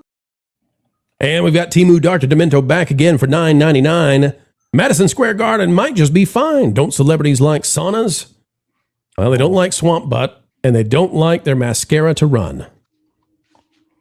Lauren, I never thought you'd say such a thing on the channel, but you went there, and we're better for it. We're better for it, I tell you. In this one case, it was just an amusing image. It's Taylor. I'm not a Taylor fan. That's an amusing image to you? Is a sweaty T-Swift derriere? I just suspect that her public image and her private image are something slightly different. I have a feeling most public people are like that. I just can't imagine the prickly heat. I mean, she basically wears a one-piece bathing suit to perform in, so she tries to stay as cool as she possibly can. Anytime, folks, this little advice for you. This will get us in trouble again. Anytime you meet somebody and you run into an issue where either you're starstruck or you feel like, you got that imposter syndrome thing happening and you feel like you shouldn't be talking to that person. Okay. If that ever happens to you, just remember, everybody started off as an infant. Everybody has to break wind, and everybody has suffered with indigestion in ways that nobody would ever want to see. And once you remember that, we're all humans, and it's going to be okay. Chat it up, folks. Chat it up. You're just as good as anybody else. So says as well Bad News Badger.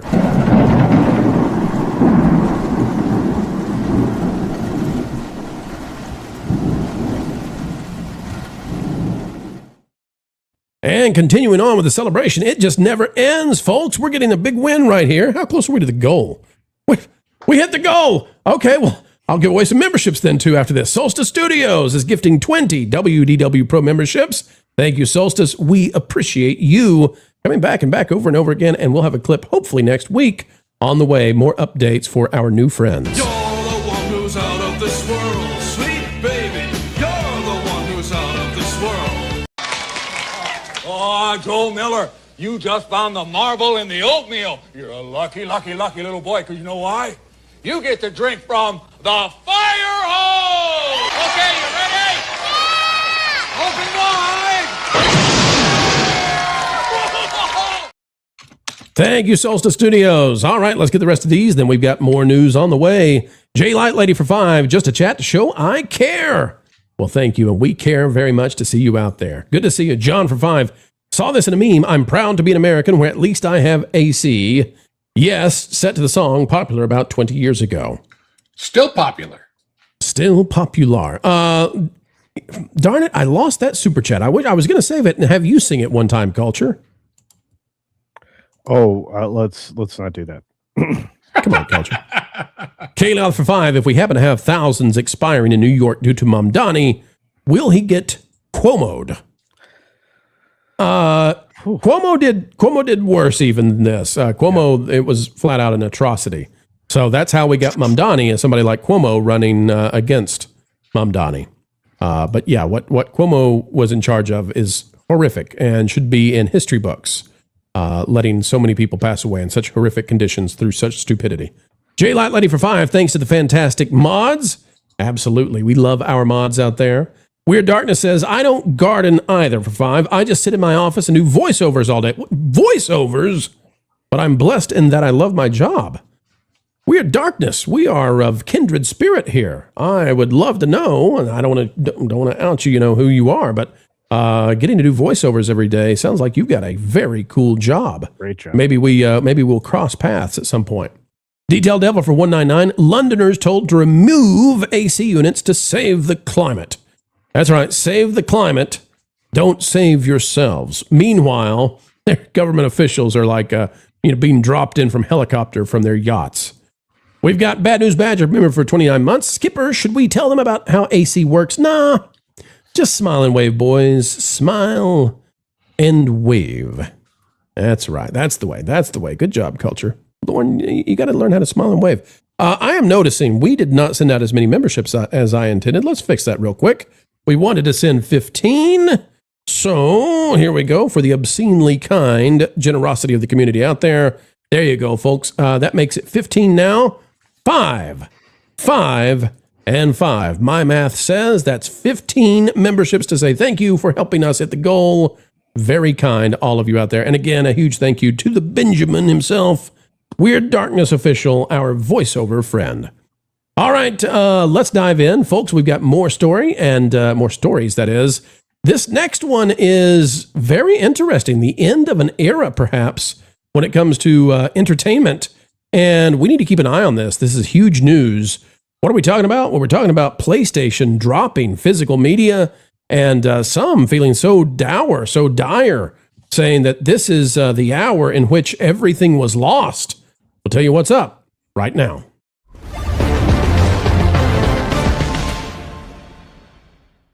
Say goodbye to physical media. Is it happening? Is it gone? And does that mean you won't own anything anymore? Fake Wizard is posting this, says, hey, it was fun while it lasted, but gamers lost. You gave up all your power to the corporations. This was a big game of chess, and you lost. What's he talking about? Well, he's talking about this from Sid Schumann, Senior Director of Sony Interactive Entertainment Content Communications. Boy, he's got a heck of a lapel. It says, as consumer preferences in the broader entertainment industry continue to shift away from physical discs to digital, physical game disc production for all new games releasing on PlayStation consoles will be discontinued starting January of 2028, which gives us plenty of time to let them know we're irate about this. Following this date, new games will be available on PlayStation Store and at retailers in digital formats only. This transition has no impact on games that are already released or will be releasing prior to the January 2028 in disc format. This is a natural direction for Sony Interactive Entertainment to adapt to consumer trends as the general preference for digital media significantly outpaces physical discs. This transition will enable us to align more closely with how most of our community prefers to access and play games today. We'll continue to prioritize our resources to drive innovation in how players can access games and provide choices as to where players prefer to purchase new games, whether that's at retailers or PlayStation Store. We remain committed to delivering a world-class gaming experience to our fans, and we thank you for your continued support. Wired is saying this. They basically say Sony's PlayStation puts a nail in physical media's coffin. So, we are not in nuanced statements now. It is. It looks like it could be the end. Microsoft is saying that they're going to follow up. Of course, we all know that it's hard to find Blu-rays these days. DVDs, what's that? The problem, though, for those who don't know, the problem seems to be, Lorne, that with games and movies and the prices getting to insane levels, I mean, GTA 6 is supposed to cost $100. The idea that you will buy a game digitally, you can be banned from having the game digitally with no recourse, and you have no physical asset, means that you're spending $100 for something that can be taken away from you. You can't get a refund, so far as we can tell. You essentially own nothing. And a lot of people find that to be hugely problematic. What say you? That's correct. And this is an issue I've been banging the drum on for quite a while. I actually had an X post today go semi-viral for me because of my comments on it, but there's a number of issues that are in play here. The big one for me is game preservation, because it's a little bit like the old movie industry. Back before you had the ability to own your movies at home, there wasn't really anything being done to preserve movies. The studios didn't really think that they would have anything to do with them after they went through their first run, and eventually it became a cause du jour for people to find a way to preserve the films until they could be put in some kind of a more stable format. I feel that the game industry needs something similar. Now, on the PC side of the house, we've been dealing with this for a very long time because almost all games are digital there as well. And I could make the argument that on the console space, technically they kind of are too, because even if you have a physical disc, most games these days don't run standalone. They have some type of authentication or live service, and inevitably have dozens of patches that come out after release. So the ability to have a game, unless it's something that runs on like a offline console, it's not as common as it once was. My argument has more to do with the storefront. They want to control where you can get the game from. They're trying to eliminate the secondary market. And this is a place where the PC side of the house has got an advantage, because right now there's at least competing storefronts, and that kind of keeps some of the developers honest. They don't want to have a secondary resale market. They don't want to not be able to continually charge you for the software that you've already bought. The argument that they're making, and what the EULA technically says, is that you don't own this, you're licensing it, and it's been that way for a long time. I think now we're in a position, especially with hardware spikes that have been occurring and hardware developers moving to the commercial market and cutting themselves out of the consumer market. There's a real danger here for people who are gamers to not be able to run or maintain your own machines. They want to move you to a cloud service model and a subscription as a service model. And I think now is the time to be making an awful lot of noise and punishing these companies who are doing everything that they can to make sure that you control what you can do with your software. You need to retain control of the ability to have local compute, or we'll lose this amazing technological age that we've had for the last 30 years. Lou, there are companies that are trying to go in the opposite direction. We don't know how this is going to play out, but Nintendo so far shows no signs of dropping their physical media, and that could be a real differentiator in the in the mind of consumers. It's going to be funny to me if Nintendo can say to people, "Well, we still have cartridges, something we've been doing since 1985," and that causes them to thrive versus Sony and Xbox doing what they're doing. Because as long as I have that little, if I've got Mario Odyssey on the little, cartridge, I know you can't change it. I can get offline and I can plug that in. And even if you screwed everything up about the game in the latest update, or even if you, decided that I've had bad behavior and I'm not allowed to have this anymore, as long as I've got my little cartridge, you can't stop me. I own the thing. And this will be a huge blow to the big retailers, the Walmarts and the Best Buys, because when it says, well, you'll be able to buy it at retailers, what are you going to buy? A piece of paper with a code that you then go online for? Not the same world at all. And it would be interesting, Pro, given that games are very different from each other and certain ones are bigger hits. But if that advantage for Nintendo stretches to the point of, well, I like their games, but I like the other guy's games, which machine will I buy? I think I'll buy the one I can use the cartridges on, if that's the deciding factor. Yeah, and Culture, the other thing too is, for people who wonder, well, why are you guys upset about this? We just came out of a major decade of censorship. And we have seen, on Disney Plus and on these other services, we have seen, one of the most recent was Crocodile Dundee.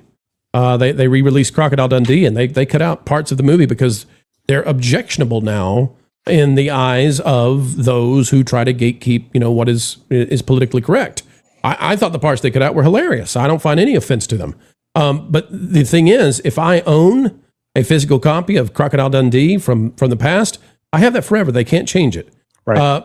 But what we're trying to do, I think, when we're defending physical media, is we're trying to stop these censorship nannies who want to stop us from having what was the original product.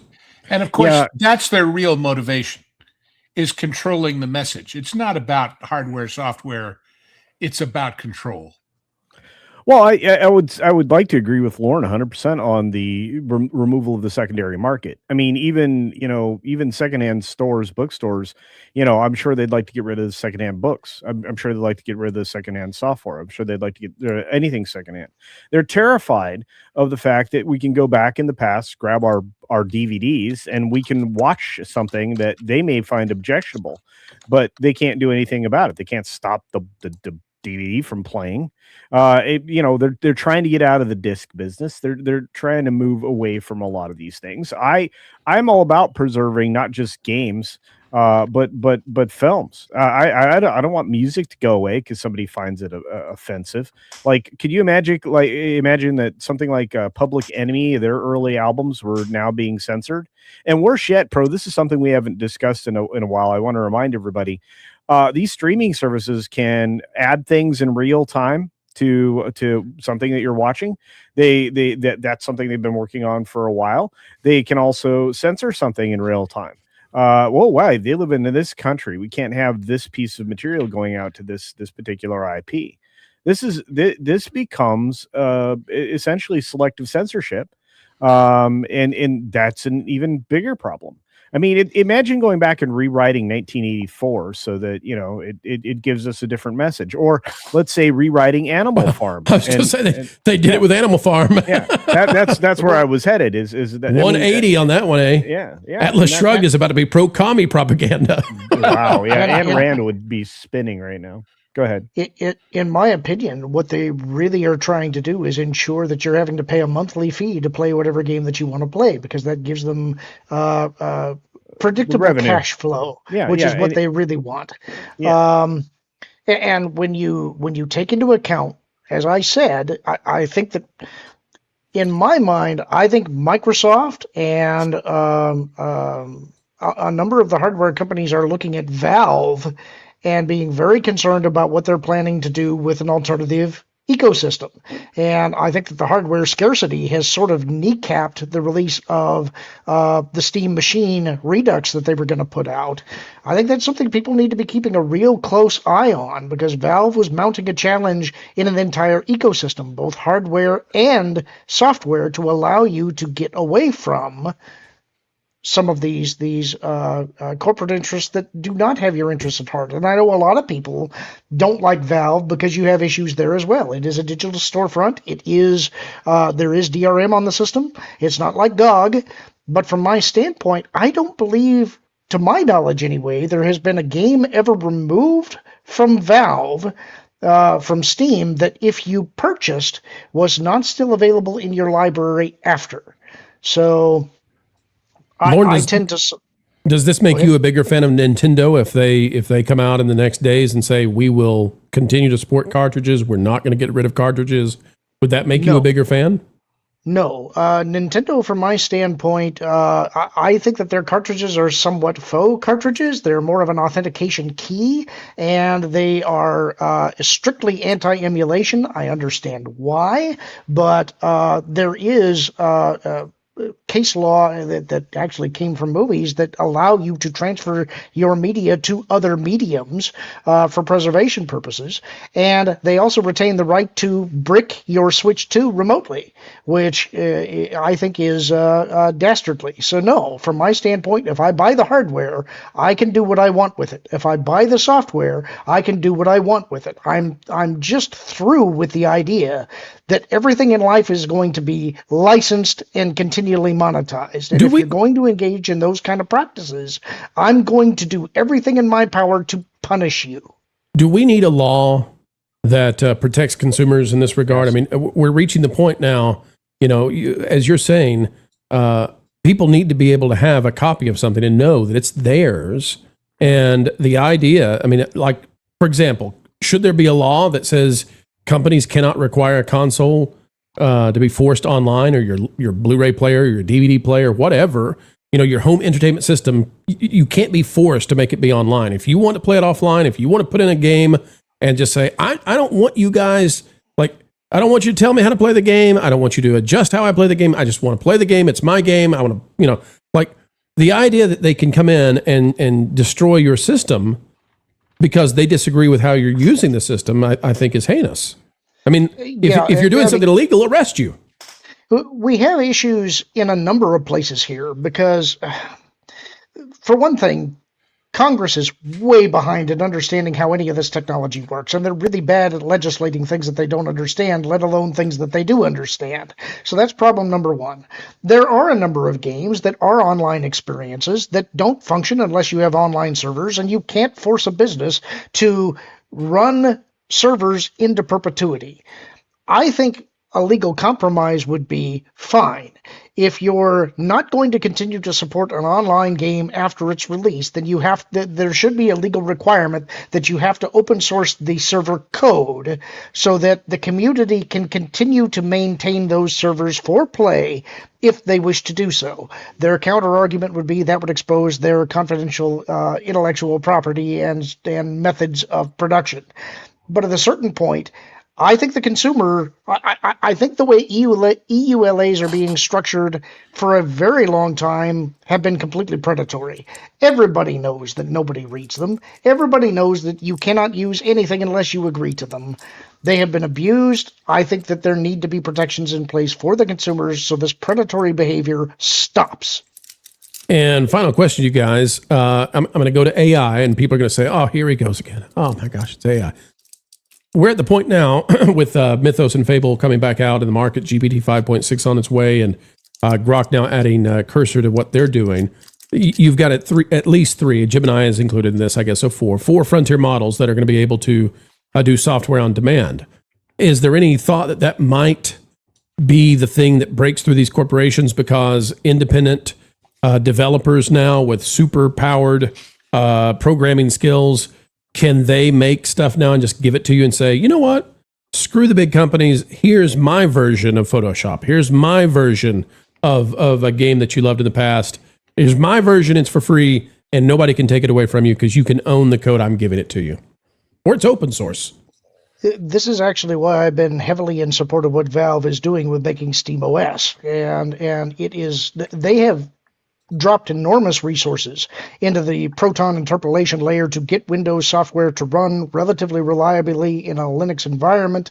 For me, the draw isn't the Steam machine or the Steam Deck itself, it's SteamOS. And once they get NVIDIA support in there, I will be converting my machines over to Linux, because at that point there is no reason to continue to support these monsters. I want a system that I control.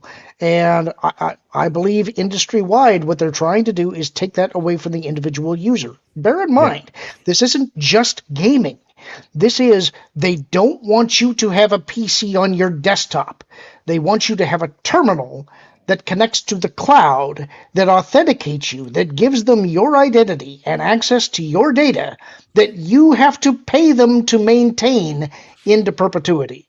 We need to be paying attention to this and not doing business with companies that engage in these practices. And that's painful in the short term, but it forces alternatives to be developed in the long term. Let me ask this before we get to culture. Let me just clarification, Lauren. You don't have a problem with cloud computing. You have a problem with cloud computing being the exclusive model going forward. You want people to have the opportunity to create their own place to hold and process information at home. Is that right? I'm not sure I would even go that far. I'm not sure that I can support cloud computing because I understand the advantages that it brings. I understand why people want it. I especially understand why system administrators want it. But I do not see an environment in which you could continue to have local compute and freedom of use of the hardware that you pay for, the software that you buy, when cloud computing is available, because every corporation in the world is going to want to use it and force it and monetize it. This is not an area where we can rely on the better, our better angels. I don't see any way that this is not a predatory environment, and I think local compute is very much at risk. Culture, Lou, I'll give you guys the final words on this. I don't want to live in a world where life is a subscription service. And that's what Lauren is talking about. And to be fair, one of the things I've been working with via AI is recreating all of the programs from the editing software that I use for videos to my own version of Photoshop. This is why. I love this Culture Shop and or whatever. You know, it doesn't have to be named after me. But the goal is to replace this, and using tools like Grok to replace the subscription service models is really the last resort for anybody around the globe, because I do not want to be stuck paying to play things that I used to own. And I also really am going to start demanding that there be a repository of physical things. If you purchase them digitally, you should be getting something physical at this as well, which is why I'm not going to buy GTA 6 until it has a physical release. And I'm not the only person that's saying that. I can't tell you how much I love the idea of AI being the solution here, where we're just like, you know what? Screw you. I'm going to code my own. Yep. Lauren, wait a minute. I told Lou we love you, Lauren. Go ahead. You get it. You've earned it. You're so smart on this. Go ahead. I do want to push back on the idea of a GTA physical release as well, though, because my understanding, and you're going to have to correct me if I'm wrong, because I haven't played the GTA games, I think they are online games, are they not? They are. No, they have an online component, but they're single player games that you can add an online service to. Well, yes, but a huge component of it is the multiplayer. Like when you're buying the game, part of what you're buying is the multiplayer aspect. Yeah, but I don't even touch it because I'm not going to buy shark cards. If you got Mario Kart and you say, "Well, I don't play it online," it doesn't. It still has an online part to it. Okay, well, you all can go give money to Take-Two Media when you buy your shark cards to get your fancy gun or car or other. I'm gonna gift you some horse armor any day now. Go ahead, Lauren.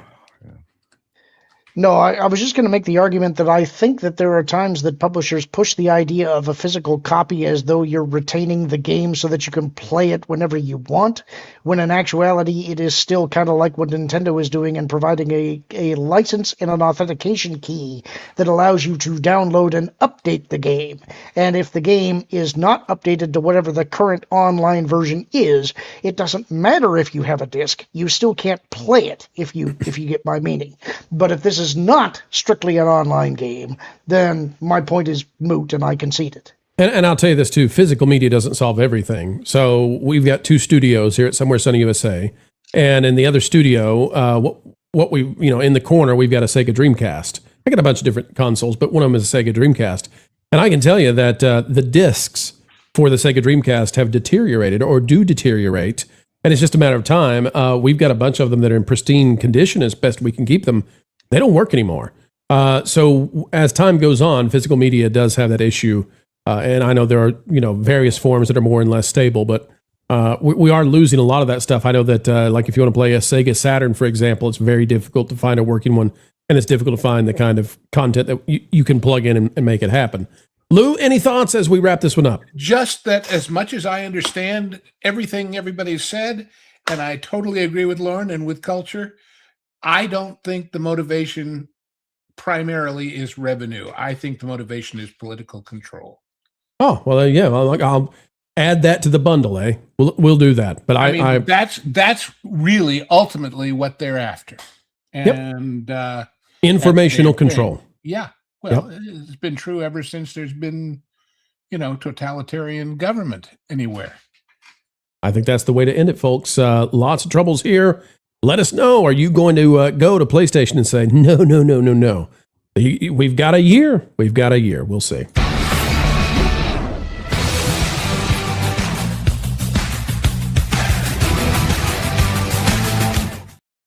Struck a nerve, I see. 15 super chats off of that segment. Folks out there have lots to say, and we're going to help you say it. Rowan of Strata for 5. I was going to cite total depravity within the doctrines of grace as the great equalizer, but the reality of bowel movements also works, LOL. BMs will do it. And especially if there's a case of, what's the scientific term for diarrhea, Chuck? Okay, well, we're all stumped then. I don't know what to call it, but I know it when I see it. Dysentery. If you're... I feel like I'm playing Oregon Trail right now. Oregon Trail? Get it? Oregon. Yeah. All right. Yeah. Paul 12,000 for 2. Didn't Xbox try this already and failed? Yes, they did. Yes, but they also announced today that they're also going to be stopping physical media. So there's a lot of coordination that's going on right now. Something's up. Haley for 5. Sony surrendering physical media ends the PlayStation era. $1,000 for a PS6 means it's now useless. No media player. Will they also drop Blu-ray following Disney? Yes, I anticipate that everybody's going to drop Blu-ray in the next 2 years. That's what I would expect now. And yet, if you want to make enormous sums of cash as a studio, you do nothing but produce physical games and be the contrarian, be the counter programming. Listen, I'm the contrarian. I don't. It's been a while since I've said it on the show. I have a floppy drive, so and it still works. You plug in a floppy drive, the little A drive pops up. People out there don't know, why is it called a C drive? Well, because A and B drives are reserved for floppies. And the cool thing about the floppy drive is, as far as I know, the internet hackers can't get to it, so you can store some of your most secure stuff. In fact, the U.S. stores their nuclear codes on floppy drives. That's what inspired me. So I'm a big fan of physical media. I'm a big fan of physical storage. And go get your external hard drives, get a floppy drive. And it's amazing what you can do and feel confident that, hey, that's still mine. Patrick Getaway for 2, you will own nothing and love it, comrade. Yes, eat the bugs, you will. Yeah. Daily for 5, Pro, Nintendo has no cartridge. Switch is a USB drive download. Well, now, hang on a second, though. I understand that it's forcing you to download it, but it's still a cartridge. And if a USB is actually, like a USB drive is actually just a teeny tiny cartridge. I don't know that there's any difference in a thumb drive and a cartridge in terms of the mechanics of how it works, right, Lauren? Same principle. Well, yes, sure. It's a cartridge is repository of preloaded information. Yeah, yes, but I mean, my issue is again, there's an authentication component. You know, it's the question that I have is, okay, so you've got the media. Does it matter if you can't authenticate? Right. And listen, I agree that's a huge problem. I'm with you 1,000%. But it seems to me that there's something on the cartridge. There's got to be something on the cartridge to lessen the download speed.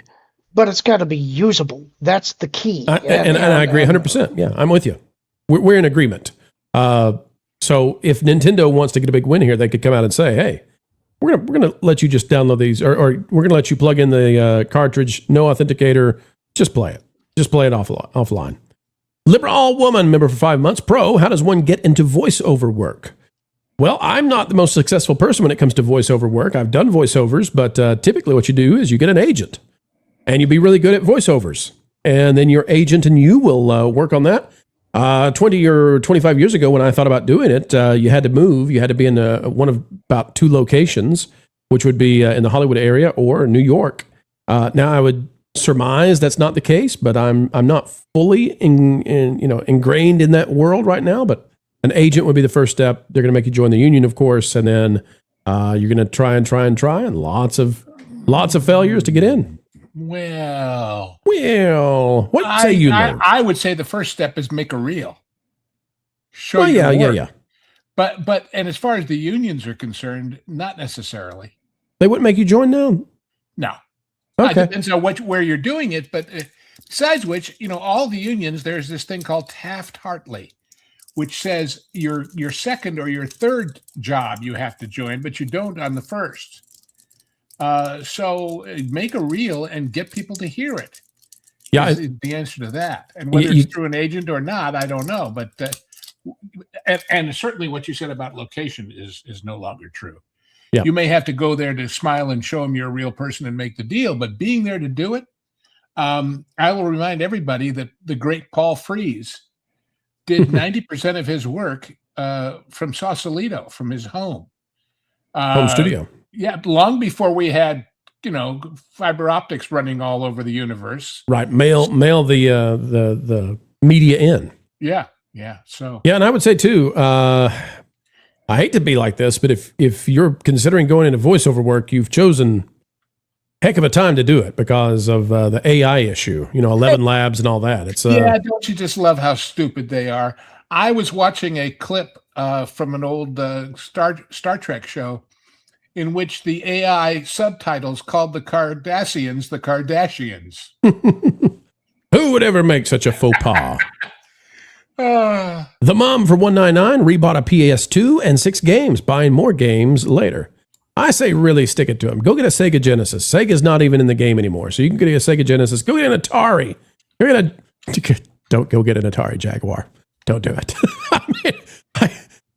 Even though Atari's not in the game anymore, and you'd be sticking it to the man, you'd be stuck with an Atari Jaguar. Nobody wants that. Wolfie McGruffle for $2.99. Thank you, Wolfie McGruffle, the crime dog out there. And for 503 says, my last super chat was a list of all the things I liked about Supergirl. You kill me. Dogepal for 5, buying software product gives you a license for use. It does not give you the code, assets, music, copyright, etc. People have trouble understanding this. Yes, and that is a complaint. I like what GOG does. I actually was just talking about this in Did you say chat. God? Did you say you like what? Dog. No, GOG. Good old games. GOG. They are an alternative storefront to Steam. They actually maintain a lot of really old games and keep them operable on modern systems, but they also allow you to download a local copy of any of the games that you purchase, and I believe there's a guarantee in place that they will continue to function even if GOG does not. So they're very much into allowing you to own the software that you purchase, and I think if Valve were smart, they would actually follow suit. Now, they wouldn't be able to do that with all of the various publishers that they have, especially for the online multiplayer games, but they could start putting pressure on publishers to make that kind of a pledge, and Steam's the biggest game in town. So I think that they ought to be taking advantage of that kind of thing right now. Folks, we're going to get 3 more super chats, then we're going to go to the final story. We'll come back and get all the super chats. We promise we never leave them behind. We never skip one. Not if we have any say-so in the matter, but we do have to hit that last story quickly. Solstice Studios for 10. That's why I have lots of physical media that I have been putting onto a private server for online viewing, including Song of the South. I can neither recommend nor condemn such actions, but I would tell you that the mouse might have something to say about it. I've owned Song of the South for 35 years on VHS bootleg. So it's the sharing. It's the sharing online that might. Okay. Yeah, the mouse might not like that. Burnt toast space girlfriend for $9.99. It's a heart. We heart you too. And finally, Catherine Testbot for 10. Nobody told Pro the Atari is back. Well, kind of, but not in the way that I'm talking about. I mean, we've got little gimmicky things you can buy and put on your desk, or it's all built into the controller. Pay $60, get 200 Atari games, that kind of thing. But Atari's not actually making market leading consoles anymore, or anything like that. And the company is, I think the company, Lauren, am I right that about 15 years ago somebody bought the logo for Atari and basically just started it all over again? Yes, there has been more recent action, though. If I remember right, I don't know if it got bought by another company or if it is still the same company, but I believe they are actually publishing new Atari games. Sure. But it's not anything that is making a huge splash. It's a niche market, and it's essentially somebody wearing an Atari skin suit. Yeah, and it's it's fine. I'm glad that the With or brand without Polynesian tattoos. There you go. I'm glad the brand still stands, even if it has changed hands many times and is not anything like what it was once upon a time. But listen. None of us are. I loved Atari back in the day, and it makes me happy to see the logo out there. All right, folks, let's hit the final story, and this one might make you a little bit steamed, as if we haven't already been doing so thus far. Oh, phooey.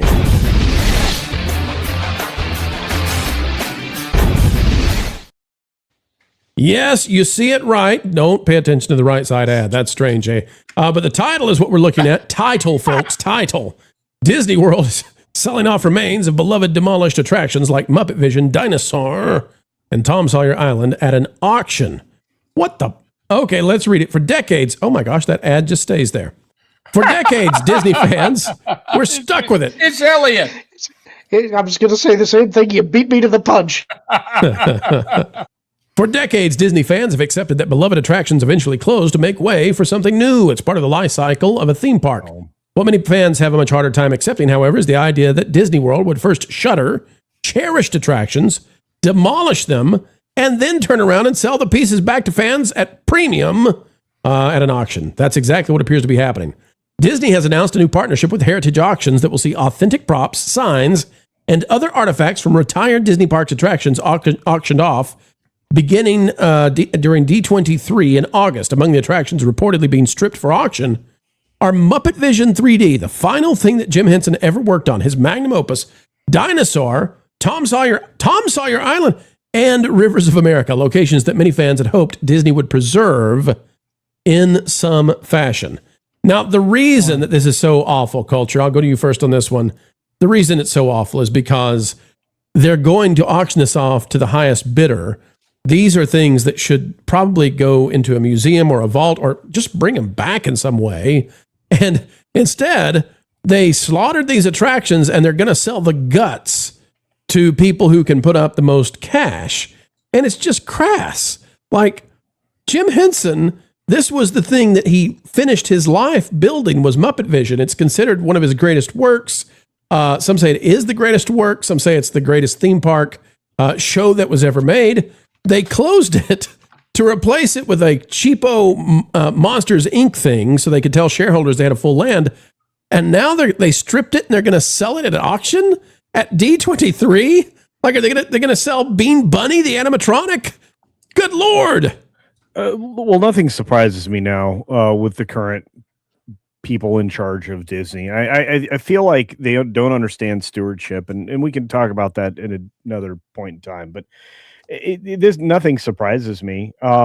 Disney attraction vehicles and elements have been sold off at auction over the course of the last several decades, but it was usually after massive refurbishment or replacement or restoration, something like that. This kind of thing is disgraceful. I think it's going to hit a lot of fans very oddly. I will be at the D23 Expo in August, reporting from there for that park place. So culture, it's like this though. It's like, so this is a beloved attraction. This is beloved. I mean, this made people furious. They wouldn't even say that they were going to do this before they did it because they were afraid they were going to be booed off the stage. And now they're going to say, oh, well, we're gonna make a lot of money off destroying Jim Henson's final big thing he did. We're going to sell it to the wealthiest possible. I'm imagining Lorne in his indie gear showing up at D23 and saying, "This belongs in a museum." Well, he could. He should, maybe. Absolutely. So what's amazing about this is they destroy the thing that people love, and they say, we're going to make a lot of money off destroying these very popular things. And that's what's amazing about it, is they actually monetized destroying favorite attractions. They actually monetized it. Yeah. Wow. Lauren, your thoughts on this? How much blowback do you think they deserve? I mean, Jim Henson is an icon, and to destroy his attraction, that's one thing. Then to turn around and be like, by the way, how much would you pay for a seat? How much would you pay for Statler and Waldorf? How much would you pay for a Sweetums costume? You're putting me in an awkward position because I'm a prop collector. So it's like I may actually be less opposed to this than you guys are. Because it's like, okay, I understand the desire to have them publicly available and viewable. But then the question becomes, where? If somebody was going to purchase something like this, do you require that they donate it to the Smithsonian, for instance? Or is there a Jim Henson museum where you feel that it should go? I'm at least encouraged by the fact that if these items are auctioned off, they will go to somebody who will cherish them. And they will be a part of a collection where they will be preserved, one would hope. Well, I'll tell you what I want, Lauren. Because they have an attraction that is so unpopular, a theater the same size as Muppet Vision in Hollywood Studios, where they're currently doing a Villains thing, and it's right beside their new Muppets roller coaster. I want to take all the stuff that they ripped out of Muppet Vision, because this was Jim Henson's final thing he ever worked on. I want them to take that, and I want them to put them where the current theater is that hosts a terrible show that nobody likes, and just put Muppet Vision back there. And now we've got a Muppet courtyard with the roller coaster and Muppet Vision. Like, do that instead of selling out the organs. That's what it feels like. It feels like this thing is, it shouldn't be terminated. It still has life. Like, bring it back and give it to us. And instead they're like, no, we're going to harvest it. I understand the sentiment. I know that's what you want. I would push back lightly and say, does it really still have life? Do we think that the Muppets, no, I'm saying the Muppets themselves as an IP. The attraction, not the Muppets. I know what you're saying. But the Muppets as an IP, are they what you would consider part of the zeitgeist today? No. But the attraction itself is incredible. I mean, Muppet Vision it stands on its own. It really is that good. I know what you're saying. What I'm saying is, and it pains me to say this because I'm a fan of the Muppets as well. And under the current owners, it's not relevant. It's Right. not. I'm sorry. I'm with you. I know this is part of Jim Henson's legacy, and it should be preserved. And I know that's what you want, but that's not what's going to happen. I'm sorry. It's just not. And so, to my mind, this is the best of a bad situation because at least the pieces will go to somebody who will value them, where they will be preserved and at least shown to people who would appreciate them, instead of being stored in a warehouse or worse, destroyed. So, Lou, my position is that that because there's this theater over here that's the same size exactly as the Muppet Vision Theater, that they should simply put the Muppet Vision stuff in there, and then they don't have to pay to make a new thing. The Villains thing is a disaster. I don't think it's as easy or inexpensive as you seem to say every time you mention this. There's a lot to do to make that happen. And I wonder if some idiot said, if we sell off all the pieces, it'll pay for the redo on the roller coaster. You think an actuary somewhere justified it this way and said, the number crunchers run the world over there, and I mean Disney World. But anyway, I don't think we're ever going to see it again. I don't think that's ever going to happen. And I think it's very interesting that all of us are keying in on the stuff from Muppets. We didn't say anything about Rivers of America and all the other things they mentioned they're going to be peddling. I can't imagine what they would peddle from Rivers of America. All those little pieces of art in the buildings on the island and in the caves. And are they going to sell signs. they're going to sell like the water though? I mean, like in jars. I mean, I could see Disney being that desperate for cash. I mean, like, you can have a jar of Rivers of America. We drained it, and here it is. And $5, you can have a jar of Rivers of America. Yeah, It would not shock me if they do that at D23. Culture, would that shock you at all? No. A jar of Rivers of America water. I'm sure. Speaking of water, Culture and I have to trickle on over to our other show. In that case, how about we do this?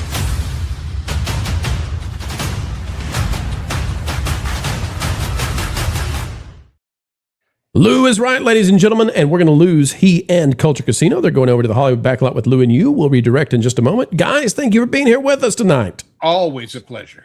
Sounds great. Thank you. See you guys. And then there was Lorne and I. Lorne, can I just say that your setup tonight looks fantastic? I mean, you got the lighting, the frame rate is improved. Look at you, Lorne. I've been making lots of upgrades this week. I'm telling you, all the stuff you've been doing to the Starship Enterprise that is your home, apparently. You've been telling me about all the technical stuff you've been implementing. It's crazy. It's wild. It's awesome, man. Yeah, but it's much improved. Things in the Connor house are going to be much smoother the way I have everything built now. Phenomenal stuff. Okay, well, folks, let's get into those super chats as we get ready to say farewell, but only because we're going to send you over to our friends, Culture and Lou. And here we go, back to the glue that holds the whole show together. It's you all, Doge Pal for two. Been that way for 50 plus years, Lorne. FAFO. And you know what that means. Yes, and I agree. It has been. That doesn't mean that we have to settle for it. There are ways to fight back against what I would call overly controlling and overly monetizing scummy companies. And I think it's time that we start standing up for ourselves, because if we don't, we're actually going to lose this local personal computing age. We're going to go back to what amounts to an earlier era where you Serfdom. have what amounts to a mainframe system where you rent slices of time. And I'm going to tell you, it may sound great the way they're selling it to you. You don't want that. Lorne, I would say it's digital serfdom. Is that? It will lead to a system of haves and have-nots. And if you don't have connectivity, if something takes your internet connection down, suddenly you have nothing. You get a dumb terminal. Now, there are hybrid systems. You could run some applications locally off of a terminal, but if your data is in the cloud and not synced locally, that's a problem. But more than that, my issue is that they have the ability at any point to revoke whatever they want. They have the ability to jack up the price whenever they want. You don't have an alternative storefront. Don't allow this to happen. You need to preserve your ability to choose how you want to do business, and you need to be able to preserve the ability to have a computing unit that sits on your desk that you own, that you can use how you see fit, and nobody else gets to tell you no. You bought it, it's yours. I like it. Paul 12,000 for 5. A plus of having a hard copy of any game, console or PC is that I was able to sell, buy back, borrow, rent, etc. the hard copy. GameStop, #1 model. I'm going to miss the days of Hollywood Video. Most people, people remember Blockbuster, but I was a Hollywood Video guy back in the day.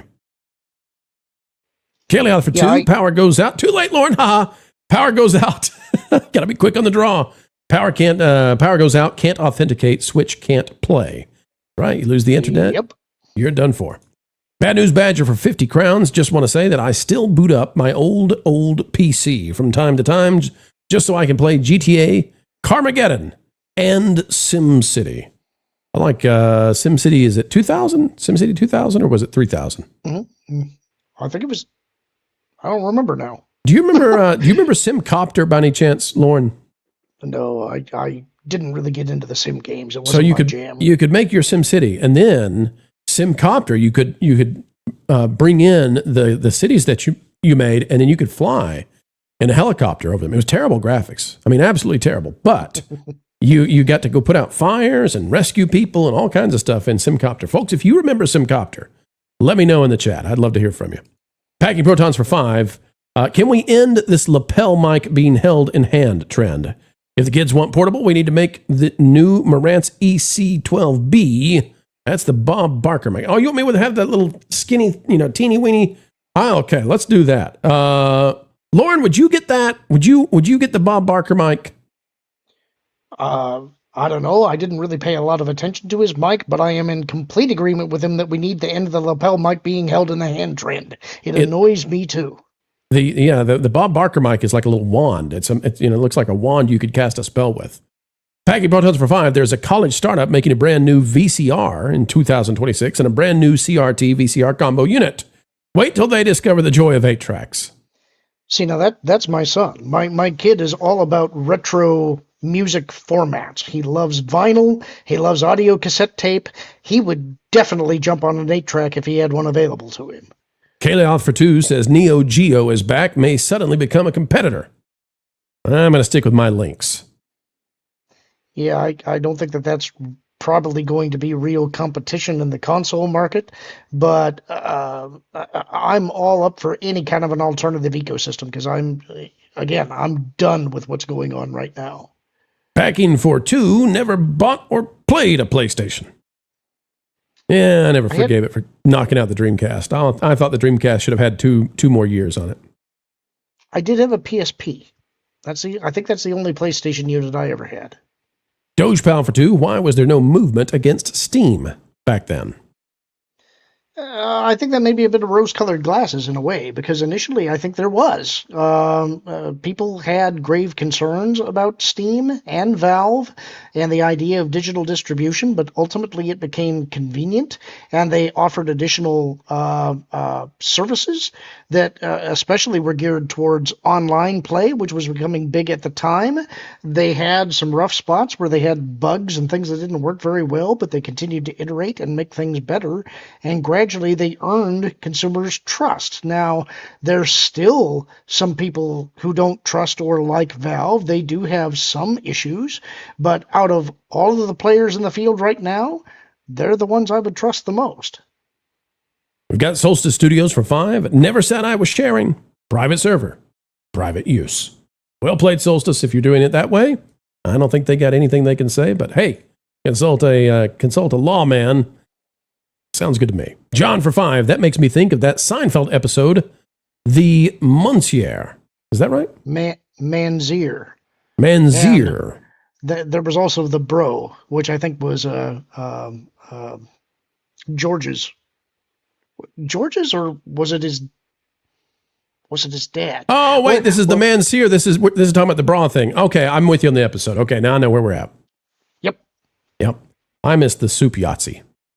Kaylee Alpha 2, Lorne, Atari merged in 2008 with Infogrames, which I remembered that, but I thought that there was another purchase or something that happened after that, but maybe not. I haven't stayed abreast of them. That's what I was referring to when I was talking about 20 years ago. And from what I understand, I mean, there was nothing left of Atari. It just, they got the IPs that Atari had in the logo. And yep. Bad News Badger for 50 crowns. I don't know where they got a picture of me for that ad, but I haven't been paid and I don't like it. Listen, Bad News, you're looking good, man. Ron Estrada for 5. I guess nothing is sacred to the mouse. I'm still upset about SpectroMagic and Maelstrom. I haven't even processed Muppet Vision. Yeah, the good. Listen, the Maelstrom was a great ride, and we missed the trolls, and we missed the guy on the oil rig at the very end. He was a good guy. We've got Douglas Nutt for 2, Lorne and a Prolo. I like it. And then finally, One Magical Girl Pro for $199. Lauren, let's see your magical girl background. Wee. How about no? All right, folks. I'll tell you this before we go. Want everybody out there to know that as times have changed here on the channel. Lauren, you don't know I'm about to do this. Times have changed on the channel, and when we first started, well, we were focused on some other things. And as time has gone on, we're now focused on, a broader spectrum of content. There's still the name of the channel that is WDW Pro.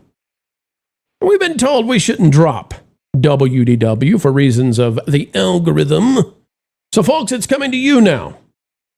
For this month, we're going to be running a contest, and we'll be announcing the prize real soon. But everybody start thinking about this. And we're going to have ways for you to play, and we're going to vote on this. It's going to be a full month of July. We need to know, what should WDW stand for now? You all tell us, what is WDW going to stand for the rest of time? We'll find out. Be thinking about it. Contest starts tomorrow. We'll see you on the Pro Show. Folks, we're sending you on over to the Hollywood Backlot with Lou and you. No outro, because you just got to go. You got to go be there with them. They're too great. They're too grand. And we can't stand for you to miss one more minute. Lauren, it's time. Just smile and wave.